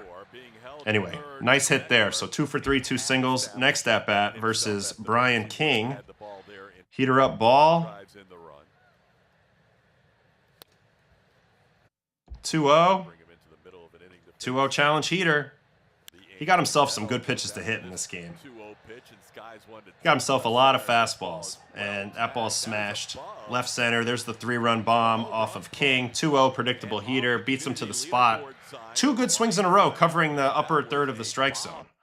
107.6 off the bat, and this was a great swing from Neto. Now, one thing about Neto I've noticed is he's changed his swing a ton over the years. Leg kick, no leg kick, wide, narrow, open, closed. You name it, he's tried it. Right now, he's going wide into this load. This is the load right now. Definitely powerful. I mean, you see the exit velo that came out of this. Nice swing. All right, and then he's got 2 more hits to get. Here's Imai he's facing now out of the pen. Reverso slider. Had an RBI single in the 4th. It's right there for a strike, 1 and 2.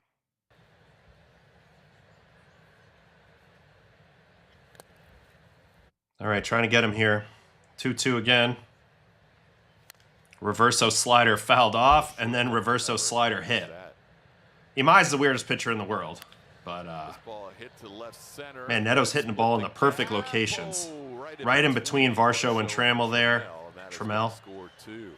And it's more RBIs. This is how he ended up with 7 RBIs. I don't think he hit this ball very well, right? 95, but just perfectly in the gap. This ball hit to left center. Could it split the gap? Perfectly in the gap. Great pitch. Great hit. All right, and then another hit. He's going to get off Lamont Wade. So in order to have a 5-hit day, he needed a position player, but nevertheless, 5-hit day, pretty impressive. Great day for Neto. He's hoping to put together a great second half. I don't know what the future looks like for the Angels. I think they're in a total rebuild situation. And that's kind of where it's at. I mean, this is the lineup they threw out there yesterday. Siri, who won't be there next year. Peraza, Guzman, Neto, Ballesteros, Grissom. So all those guys they have control over. Lowe, Heineman, Frazier probably won't be there next year. Obviously, there's Trout and Shanuel, Meckler. It's just a bunch of young guys. They're trying to find their way. It's going to be interesting to see what happens there, whether Mo sticks with himself, hires himself as GM or hires somebody else. I guess we'll see. Guess we'll find out soon. Neto's kind of a free swinger, so you got to get ahead of him with something soft, and then you kind of try to expand. That's probably the main issue. Yeah, except that they never really rebuild. You know, they say that they're just going to be good the next year, and then they're not, and then they're not, and then they're not. All right, let me answer this question first, and then we'll get on to Grayson, and then we'll watch maybe Bieber after that. Is all pitching development almost all mocap and force plates data, spitting out answers and coaches give them the drills, or are still using the coaches see out just with the data as change up? Much more at the big league level, conversation and human interaction. I don't know about minor league level, but I do get the sense like there's so much mocap, so much drills, so much just trying to optimize a pitch for Stuff Plus going on. But I mean, in the big league level, there's so much conversation because there's so much more depth to the issues that you go through. So that would be my answer. All right, let's go to Grayson Rodriguez, who also pitched. This was a good game for him. And we haven't watched much of him, early in the, he got traded in the offseason for Taylor Ward. There was some injury concerns. I mean, shit, he's got a 6.41 ERA and 14 starts, but we know what he's capable of. One of the former top prospects in the game, really good changeup, throws hard. I've been wondering if he's the type of guy that can improve, but I'm curious what it looked like in this game because this was his best game in a long time. 7 innings, 5 hits, 2 runs not earned, 2 walks, 6 strikeouts, also versus Houston in the same game. Let me just check his player breakdown to see what the mix was. A lot of fastballs, 63 fastballs, 24 changeups, 9 sliders, 3 curves. So he's trying to go back to the basics. Throw hard, throw a lot of changeups. He does have a big difference in speed between his fastball and his changeup. So I think I'm just going to do result pitches on him. And you can see it started off lousy, so let's see how he fixed it. He goes walk. Not that I can blame you going walk to Alvarez. But then after that, he does start to get some favorable. 3-1. This was such a massive pitch. And it ends up being a hit.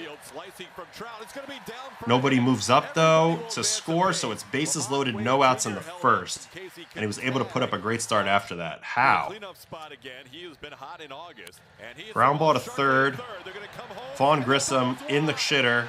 So that's an unearned run. Man, this game couldn't have started off any worse. Still nobody out. 0-2 count to Varsho. Fastball away popped up. This one's pretty shallow. It's probably close to go. Let's see. They do not go because it's Jordan. So Meckler, pretty solid throw in there. That holds them. And then a 3-pitch strikeout of Trammell. 4-seam dotted away. Let's watch this whole sequence. Changeup. Pulled foul. Hello, my love. Bonjour from Paris. Hello. 4-seam up. It's 0-2. And then 4-seam down and away. Didn't mean to do that, but that's a really good pitch. And then he gets out of it on this 2-2 changeup to Smith. Let's see how much the changeup is really the reason for his success. Because to me, the changeup is kind of his thing. So really rocky first inning, but is able to escape that. And then it's zeros from here on out. All right, first Nick Allen. Fastball, line drive up the middle, base hit. All right, 0-2 to Vasky. This could be 2. Shanuel to short. Neto back to first. Double play. So beautiful. Pitcher's best friend right there. And then a strikeout of Lamont Wade on a changeup. That was pretty nasty. On to the third. Another leadoff hit. It's Jordan. 0-2 changeup. Is this an error or just perfect placement on the line? Perfect placement on the line. Meckler had a lot to deal with there. Ground rule double for Jordan. Here's Paredes. 1-1 pitch has popped up off the bat of Paredes. Foul territory. Nolan Shonowell is there. Vasquez says Imai doesn't even know which way his slider's going to break when he throws it. His attempt. Well, I mean, the pitch mix is what it is. The movement is what it is, and it's a mixed bag for Imai, as there's another out with a changeup. Again, I think all these outs are going to be mostly with changeups. Here's one with a fastball. Altuve top of the zone. That's gas. No way around it. That's 98. That's gas. And then another. Okay, so some mostly on fastballs and changeups, I guess. Varsho beats him with that. Pops him up.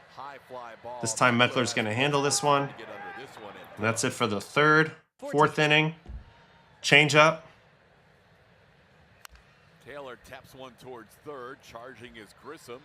His throw is close to being on time, and it is just barely. Nice play. Here's a strikeout on a fastball, probably up. Yep, very good, very good. He definitely got into more of a groove here. Yeah, probably about the start of the 3rd inning. A lot of strikes. There's an out on a slider. I believe that's his first out on not a fastball or a changeup. Here's another leadoff hit. Vasquez to right. Man, he definitely had to pitch around some traffic. Now a strikeout to Lamont. Lamont down on strike. Only missed 2 games all year. 4-seam here. This could be seeing eye single. He definitely dealt with a lot of traffic, but he had such a huge lead that I bet you that allowed him to really just continue to pound the zone. Fastball here to Paredes, chop to third. Grissom the second one, onto first, and man, Paredes just not running. How slow are you, bro? He's either hurt or just something. I mean, he made Luke Voigt look fast right there, or Mark Vientos, or somebody. All right, 6th inning, first pitch out, rolled over. We'll take it. Thank you, hitter. Next is Varsho. Yeah, a little hobble in there, right? Fly ball to left, caught on the track. Still throwing 98 right now in the 6th, so physically that's a really good sign. 98 again. So I would say if you're looking for, you know, what to look at with Grayson, he looks healthy. That's a big thing. Changeup and fastball are fine. Still trying to develop those other pitches to make them pluses. Is that right? Yeah. But at least he seems healthy based off the metrics here and how hard he's throwing. Line out there, and then a final out of the game on a changeup. Popped it up. Yeah, Paredes, that was a 7 percentile speed. Yeah, that was slow, boy. Slow boy. All right, so that's it for Grayson. Probably his best start in a while. Started off kind of crazy. I guess the biggest thing for him is just like, can he make his slider and his curveball usage? Because it's going to be hard to pitch fastball changeup forever, but he does look more healthy. And that's a good sign, because that's been a big thing with him, is being hurt. But tough year. It's nice for him to be on a team that can give him starts. Certainly not over for him, but he's got a long way back, I would say, before you can really, you know, be back to being impressed with him. It's more the feel of the off speed, and then the command factor, and just staying healthy. Prove that you can stay healthy for a while. So that's the biggest thing with him. All right, we're probably gonna watch Bieber next. Let me just get in the chat here. You've reinvented your arsenal multiple times, including early adoption of the sweeper. When you're experimenting with a new grip or movement profile, how do you decide whether the pitch works yet? You have to take the leap of faith at some point, and like usually you're designing a pitch for a reason. Like there's a moment where you're like, oh, this is the moment for it. Like with lefties, I always had a hard time getting them chased below the zone, so I try to create a death ball or a kick change or whatever, and I'd practice throwing that chase pitch below the zone. And you just know it when you're in the moment, like, oh, I just got him to swing at a fastball. It's a chase moment here. Let's throw it out of that line and get it below zone. And then you see through trial and error if the pitch is actually good or not. Of course, Stuff Plus will try to give you some sort of grade about how your pitch should play, but we all know that that doesn't mean squat. What really matters is what happens in the ball game and how that hitters actually react to your stuff.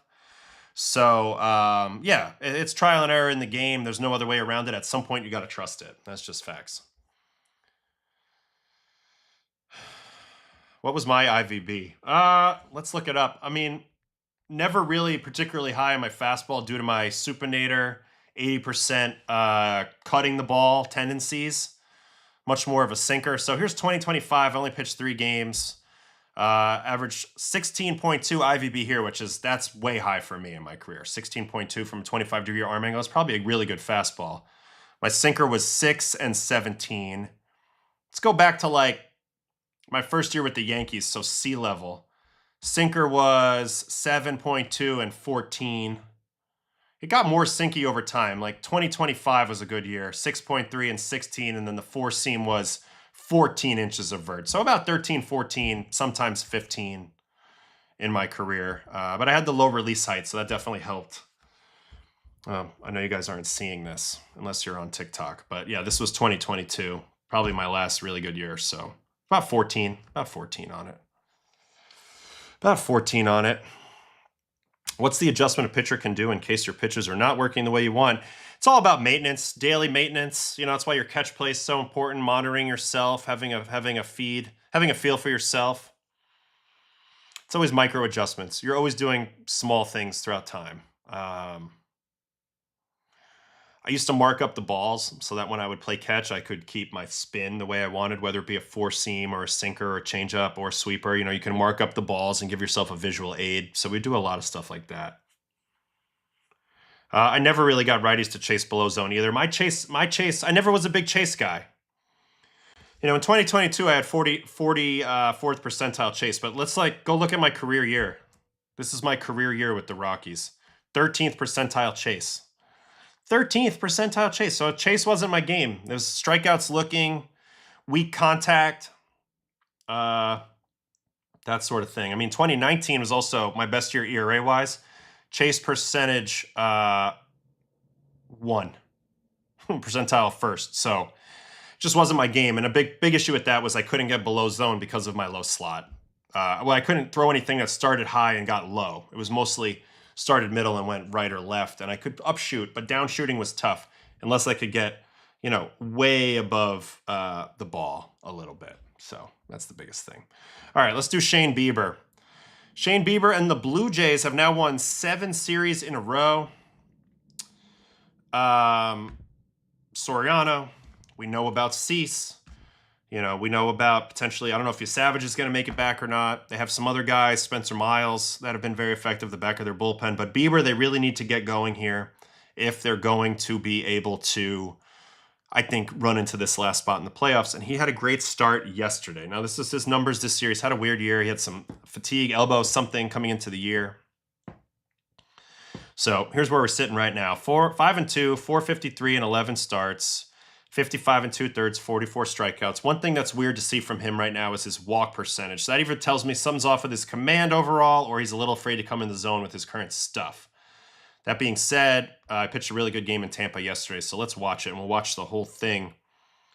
And then this will be our last guy for today. This has been a long stream. It's been pretty good. All right, 7 innings, 4 hits, 1 run, no walks, 7 strikeouts, player breakdown, 45 heaters, 16 curves, and I'll talk Kate Anderson on the way out. 16 curves, 14 changeups, 13 cutters, 7 sliders, 6 sinkers, 28% whiff, pretty good first pitch percentage.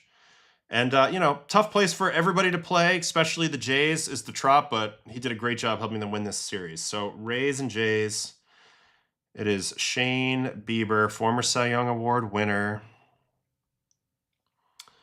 When he was on the Windians. And here we go. Chandler Simpson is the first up. All right, 4-seam strike to open up the game versus Chandler Simpson. 4-seam down. Cutter coming here.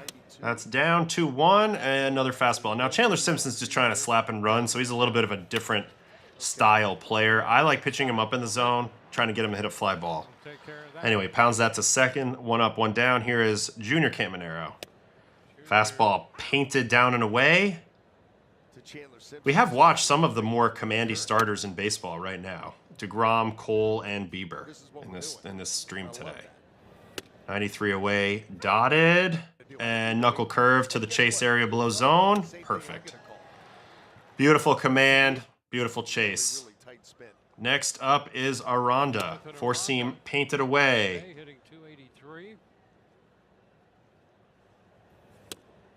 Cutter down in. Here comes another cutter.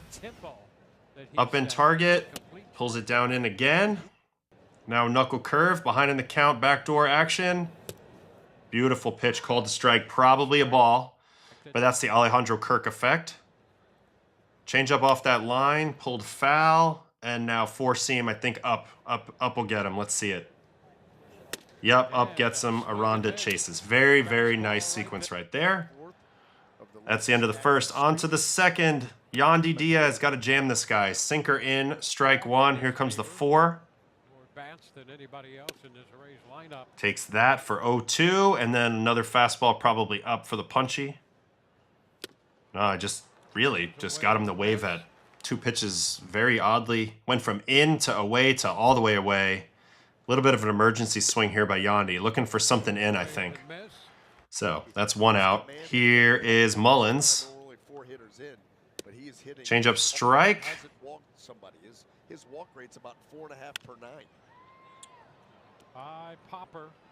And popped it up. Jimenez is there. Good fastball there. Here is Johnny DeLuca, former Dodger farmhand. Cutter away. Cutter away. Yeah, far cry from walking 6 and 2/3 of an inning of a start a few starts ago. 2-0 curve, drops it back in, gets back into the count. And now sinker in. Perfect spot. And a nice play by Jimenez. Bounce pass over to first. Beautiful second inning, on to the third. Richie Palacios. Fastball dotted up and away. Adam, do you feel like you performed better in the high leverage situations or just in normal appearances? Yeah, I feel like I did, but I mean, obviously I blew it in some games. But I don't know. I always felt like I did. Yeah, I felt like it brought the best out of me. The bigger moments, I would say, throughout the season. All right, 3-1 here. Switches to sinker on 3-1. Gets a swing over the top. Now he's going slider. Pulled foul, and now fastball. Let's see the location. They're going up and away. Misses up and in, but that was a good spot. Kirky's going to handle this one behind the plate. Oof, a little sketchy, but makes the play for the first out of the third. Here's Jorge Mateo. Been on every team in the American League East, I feel like. Maybe not the Jays, but most of them. Fastball away ball. Fastball away ball. Here comes Cutter. Ball, so 3-0 here. Right down the middle. 3-1 challenge heater. Challenge won by Bieber. That gets him to 3-2. Now he switches to sinker. Probably going to blow him up here. Yeah, blows him up. Pops him up. Ernie is there. Nice pitching. 2 outs, and Nick Fortes, who I'd love to tell you stinks, but he did hit a walk-off home run off me one time. Fastball right down the middle right there, 1-1. Knuckle curve coming. Strike at the top, and then four-seam called. Let's see the paint. Paint. He goes for the tap, but sorry, Nick, that was right there. So beautiful third inning. We are on to the fourth. Back to the top of the order. Chandler Simpson, foul ball, fouled off. Another heater coming. Let's see the location. Down and away, nice pitch. And another fastball. They just go right at Simpson. I think that's the plan. Make him put it in play. You do not want to walk him. Of course, that's what speed does right there, though. I mean, this is he wants to hit it weak because then it makes your fielders so sketchy. You know? Oh. All right, man on second, no outs. Junior Caminero. I like it. Crowd him with the fastball. Here comes the curve. This is going to be the 1 run. That ball's absolutely smoked. That's got to be 115. Junior Caminero's a dangerous person at the plate. 114.6, so I was right on. 115 basically off the bat. This ball's absolutely hammered. Holy shit. I want to see that swing from the side. That's ridiculous. Ridiculous. All right, next up, Aranda. Change up strike. Actually, they called that a ball, even though that was a strike. Heater up, fouled off. Still struggling with the heater up. Change up down. 14 and Chandler 67. Inside and knuckle curve below zone. Yeah, good location below zone. Nasty. That's big if you want to get out of a jam. Getting one guy where nobody can advance. Foul ball. Yeah, Junior only hit that at 14-degree launch. I mean, that ball almost that ball hurt that fence when it hit it. That literally hurt the fence. Knuckle curve down and knuckle curve again. This time Yandi's going to get a hit. So this was probably his toughest inning, huh? Here's Mullins. Popped up.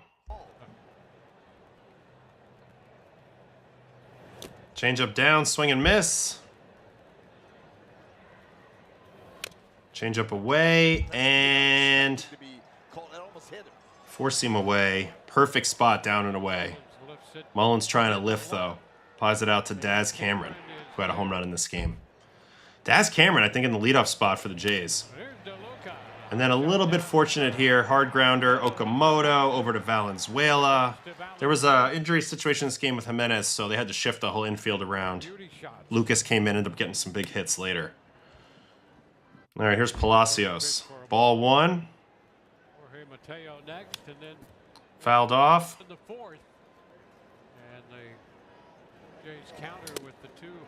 Don't forget to like and follow and join the Discord.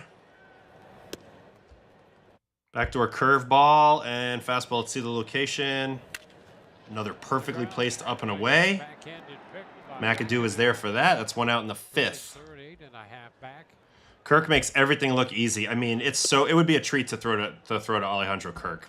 There's definitely something to be said for a great receiving catcher. And he does. He makes it look so easy back there. You saw the way he framed that. Appreciate it, Mike. Cutter fouled off, so 1-2 count here to Mateo. He's going to go for his chases.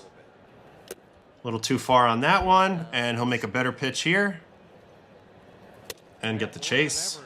Mateo didn't agree. Let's see, what do we think? I think you're out, cuz. See it in full speed, though. Yeah, it's hard to tell, but I think you went. All right, next up is Fortes. Dinger Singer says Kirk is the main reason for this hot streak for the Jays on both sides of the ball. I mean, he's just a winning player, straight up. All right, 0-1, and sinker down, fly out to center. Beautiful fifth inning. And we're on to the sixth, back to the top of the order. Simpson's seen nothing but heaters so far, so he naturally starts him with the changeup. And here comes fastball. That's what you want. You want a fly ball out of Simpson every time since he doesn't hit home runs. Can of corn right there. Good pitch. Now back to Caminero. I don't go back and forth like that. I pick out one player at a time basically, and I break down their performance. And we look for good performances. I know Seymour pitched for this game and he was pretty good, but did not make the cut today. Shane's slider usage is down to 10% this year in his career year, and before blowing out, it was 30%. Would this just be because the pitch necessarily doesn't grade out well? I think probably over time, you know, you just kind of have to react to the hitter reaction. I think he probably has. He's bumped up his changeup usage since he added a kick, so that's probably part of it. A little more sinker usage than he used to have, so it all had to come from somewhere. But I am actually surprised about this stat. To be honest, I am a little surprised. Yeah, I appreciate you being here. Sometimes we do look at bad games too to see what's up with somebody. So, welcome for coming though. Appreciate you being here, 100%. Max had some very high praise for Valenzuela behind the dish. The Jays are stacked when it comes to defense. I mean, Valenzuela has been a revelation this year. He was leading the Jays in WAR for quite a while this year as a guy who came up from the minors. So. He's been great. They have an awesome catcher tandem right now. Heineman was the odd man out in that spot. Be curious to see what they do moving forward with two really good options at catcher. Although I'm a big Kirk guy, so I wouldn't get rid of him. All right, ground ball to short. Another really good location down and away on this pitch to Aranda.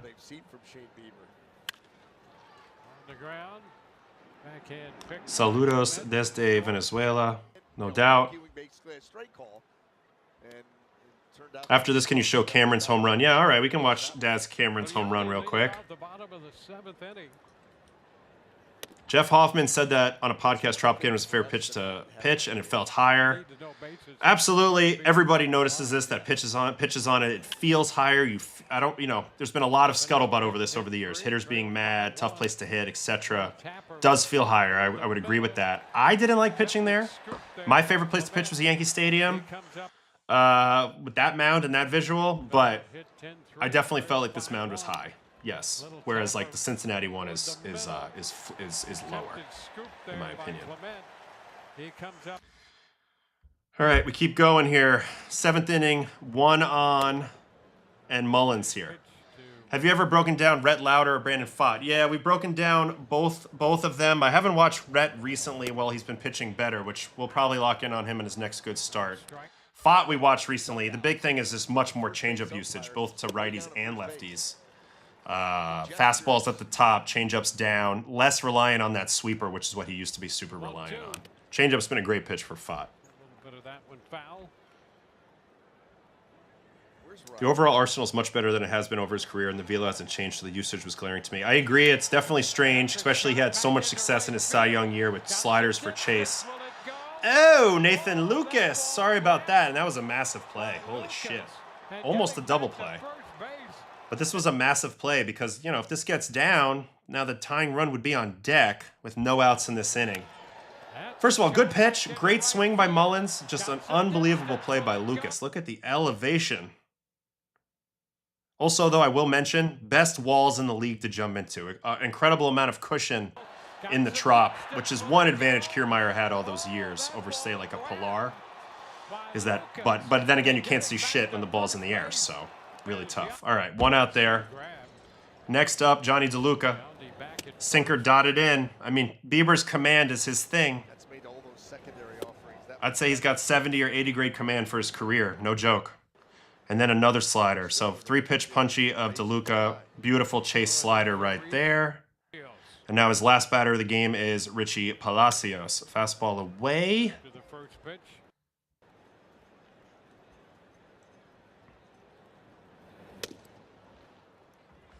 He's made really good pitches in this game. There's also some batted ball luck that they didn't get to go their way, but he's executed really well. Is his stuff hittable? Yeah, sure. But when you execute, you still win, you know? That's how it goes. All right, 2 for 2. I mean, 2 and 2 count. That ball's hit pretty hard, so if you're looking for some bad luck, there was some bad luck in that inning. A couple hard hit balls that he got away with it, for sure. All right, there was 2 home runs that are really quickly requested in this game. First is Daz Cameron. Let's watch this hole at bat versus Seymour. This ball is absolutely smoked. 4-seam up, swing and miss. And he's doing it now to different hitters. Sinker down, overturned to a ball, so 1-1. Sweeper coming here. Is Bieber's performance so far warranting a longer-term contract in the offseason? I wouldn't say that. Would not say that. There's a lot of evaluation that goes on when projecting forward for free agency. I trust Bieber to stay locked in. I trust him to be a good number 3 or number 4, but do I think I would pay him top dollar? No. I'd pay him medium dollar in 3 years and feel good about it. This ball was smashed. Let's go to the second deck. 105.8 at 31. Daz Cameron, son of the great Mike Cameron. And this is just a terrible changeup that Seymour did not mean to throw up and in, and Cameron did not miss it. Holy shnikes. This ball was pumped. Catwalk. Catwalk ball. Ball was crushed.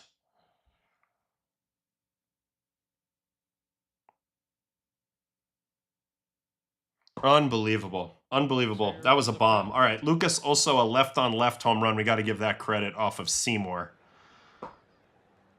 Bieber and Walker, very close to each other right there. All right, sinker in and changeup. So he's going to get him on a left-on-left changeup here. Oh, wow. Way to ride that out and catch it right on the bottom third of the ball and backspin it to right. Probably only hit this 100, right? Not even. 97.4. But watch how he kind of gets on his front side and gets the hands there. Wow. He was already committed with the lower half and then gets the hands out front and drops the knee. This is very good adjustability. The back knee touching the ground is a signal of a guy who knows how to ride out a ball, especially an off-speed pitch. So great job by Lucas. Takes one away, not a home run, but extra base hit and a huge play, and hits a home run. So that's what I think about that. The Blue Jays have played really good, guys. I mean, really, really good. Really, really good. All right, we need to find the information on Cade Anderson, which I know was posted in the Discord at some point today, I think.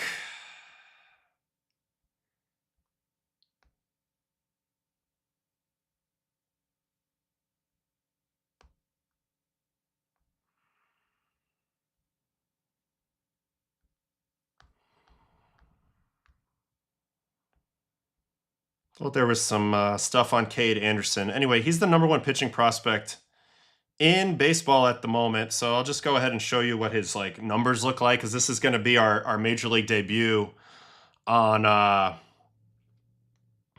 Saturday, on tomorrow, and there will be a video on Cade Anderson's major league debut.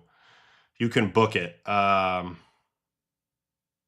Use the search button on the Discord. Just type Cade. Okay. Anyway, he's the #1 prospect for the Mariners. Let me just go over reading about him a little bit, because we have to get excited for this guy's tomorrow. 60 fastball, which to me is a little high on the grade for the fastball, but still 60 fastball, 55 curveball, 55 slider, 60 changeup. I absolutely adore this man's slider. I love his off-speed pitches and his control, 60. I'd say it's even higher. Based off of his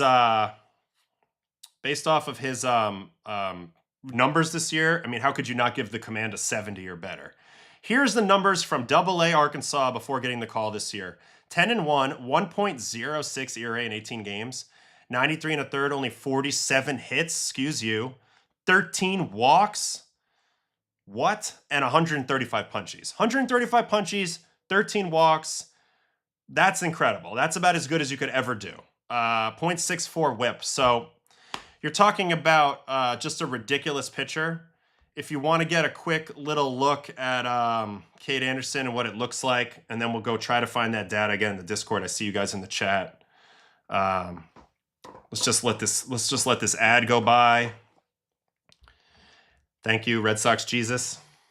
And after this, we will basically be done. We'll do probables, and then I got to go to Stamford to go get in the studio for Yankees pregame today. All right, here he is, Cade Anderson. I think I give him the very insane Kershaw comp with maybe a worse slider but better changeup, but a similar angle and a similar ability to execute.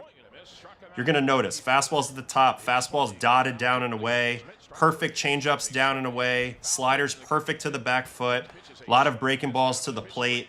It's a pretty crazy thing to say, I know, but I'm that high on his ability to execute, and that's what kind of, gets me excited. All right, scouting and prospects. They said it was in here. Here it is. All right, here's Cade Anderson's numbers off of the Pitch Profiler or from Lance Brzezowski. So shout out to Lance. He's got a great channel, a lot of data. All right, average extension. He's at 6.5. So right around league average extension. Above average amount of ride on the fastball. I would say he's getting awfully close to 20 inches of induced vertical break, although he's got the high release. So, you gotta factor that in. Stuff Plus says it's slightly above average. And in terms of the stuff grades, it really likes his breaking stuff. Doesn't like his changeup, but nobody ever grades out really well. Nobody ever really grades out well on changeup. So it's going to be a fly ball approach a little bit, but you got to be excited. I mean, this is crazy. 40.5% K percentage in AA with a 3.9% walk percentage. He's going to be good. He's going to be good. I do think the fastball might be a little bit more human in the big league level. His fastball VAA, if you see down here, is negative 4.7 degrees. That's not special. It's slightly above average in terms of flatness. So I think he's going to have to execute really well with his fastball. But I think the fact that he's so good at executing his other pitches, he's going to be a really exciting guy to watch. He's not going to beat himself. So we'll see how the league adjusts to him. But I expect him to hit the ground running and be pretty good because this guy commands everything. And, he's been very polished. One of the more polished guys coming out of college. Another LSU guy, a la Skeens and Einstein and some others. But another guy who's so polished that, it's amazing that he was just in college, a little more than a year ago. He was pitching for LSU. It's just a crazy dynamic. So we're excited for Cade, and there will be definitely a video on him tomorrow for your viewing pleasure on his debut, and I'll probably get very excited about it because that's what I tend to do. All right, probables for today, and then we are going to end it. In 1 hour's time, we have one of the matchups of the year taking place. Chris Sale, the old vet dog, future Hall of Famer, versus Jacob Misiorowski, the most exciting pitcher in baseball right now. They're going head-to-head in Milwaukee, so watch out in a day game with the windows coming in. This is going to be nasty. St. Louis and Philly, TBA for the Cardinals, Jesus Luzardo for the Phillies, Jays, Yankees, Mason Fluharty in a bullpen day, probably Spencer Miles, and Cam Schlittler for the Yankees. This is like their fourth or fifth time seeing Cam. Be curious to see how this one goes. Another great matchup today. Logan Webb and Sonny Gray. Sonny Gray trying to tack on another win onto his resume as he's trying to get himself into that Cy Young race. A lot could change in the Cy Young race today. If Schlittler gets bombed on and Sonny shoves, maybe it's a little bit more of a conversation. Plus, there's also Cease, of course, in the mix as well. He'll pitch any day now. I think maybe tomorrow. Nationals, Marlins. As for this question, I think Rafi gets an ovation, but Jane seems to think he's going to get booed. So I don't know. It's going to be interesting to see. All right, Brad Lord, Ryan Gusto. That's Nats Marlins. Rays Orioles, big series here. Freddie P. We'll continue to monitor him. Does he get his extension further back, all the way back? And Trevor Rogers. Mets, White Sox, the tribal chief, Sean Manaea, has pitched great his last few starts. Looks fully healthy. He's going up against the White Sox and this guy, Sean Burke, who's been their best pitcher over the last several months. That should be a good matchup. Tigers, Royals, great matchup here as well. Two young pitchers. Troy Melton, he's been incredible. Noah Cameron, he's been incredible since he started calling his own pitches, so something's got to give there. A's and Astros, JT Ginn and Hayden Wesneski. Haven't seen Wesneski in a while. Angels, Rangers, two very similar pitchers in my opinion. Reed Detmers and Mackenzie Gore going at it in Globe Life. Detmers has been particularly very good. Guardians, Rockies, Cantillo and Tanner Gordon. Reds, Diamondbacks is Lodolo. Haven't seen him, I feel like, in a bit. And Erod, who's been quietly great. And then you got Twins, Padres, Connor Prelip, and TBA. And our final game of the night, actually, I have two more games of the night. This one's great, though. The young buck, Bubba Chandler, who's been trying to figure it out. And, of course, the god himself, Yoshinobu Yamamoto. And our final game tonight, Cubs, Mariners, Matthew Boyd, Emerson Hancock. This is all just an appetizer to the Cade Anderson debut tomorrow. But that's it, guys. That's it. Great stream. Big thanks to Payton Tolle and the Red Sox for helping arrange that. He was great. I'll get that up I'll get that up pretty quick. We will pump the crap out of this stream so people can watch Payton Tolle talk, and I'll try to get the audio up on the Baseball and Coffee Conversations feed today. So really appreciate you guys. This has been a fantastic day of streaming, and I love you guys. So I will see you on Monday, and be on the lookout for a video tomorrow night. Catch me on Yankees pre and post the next 3 days. Stream coming on Monday. I do have golf, so we might have to move the time. I have a charity event that morning, but we'll figure it out. And I'll give some info both in the Discord and make a post on YouTube as well. So anyway, thanks so much. Have a great day. Appreciate you guys. See you later.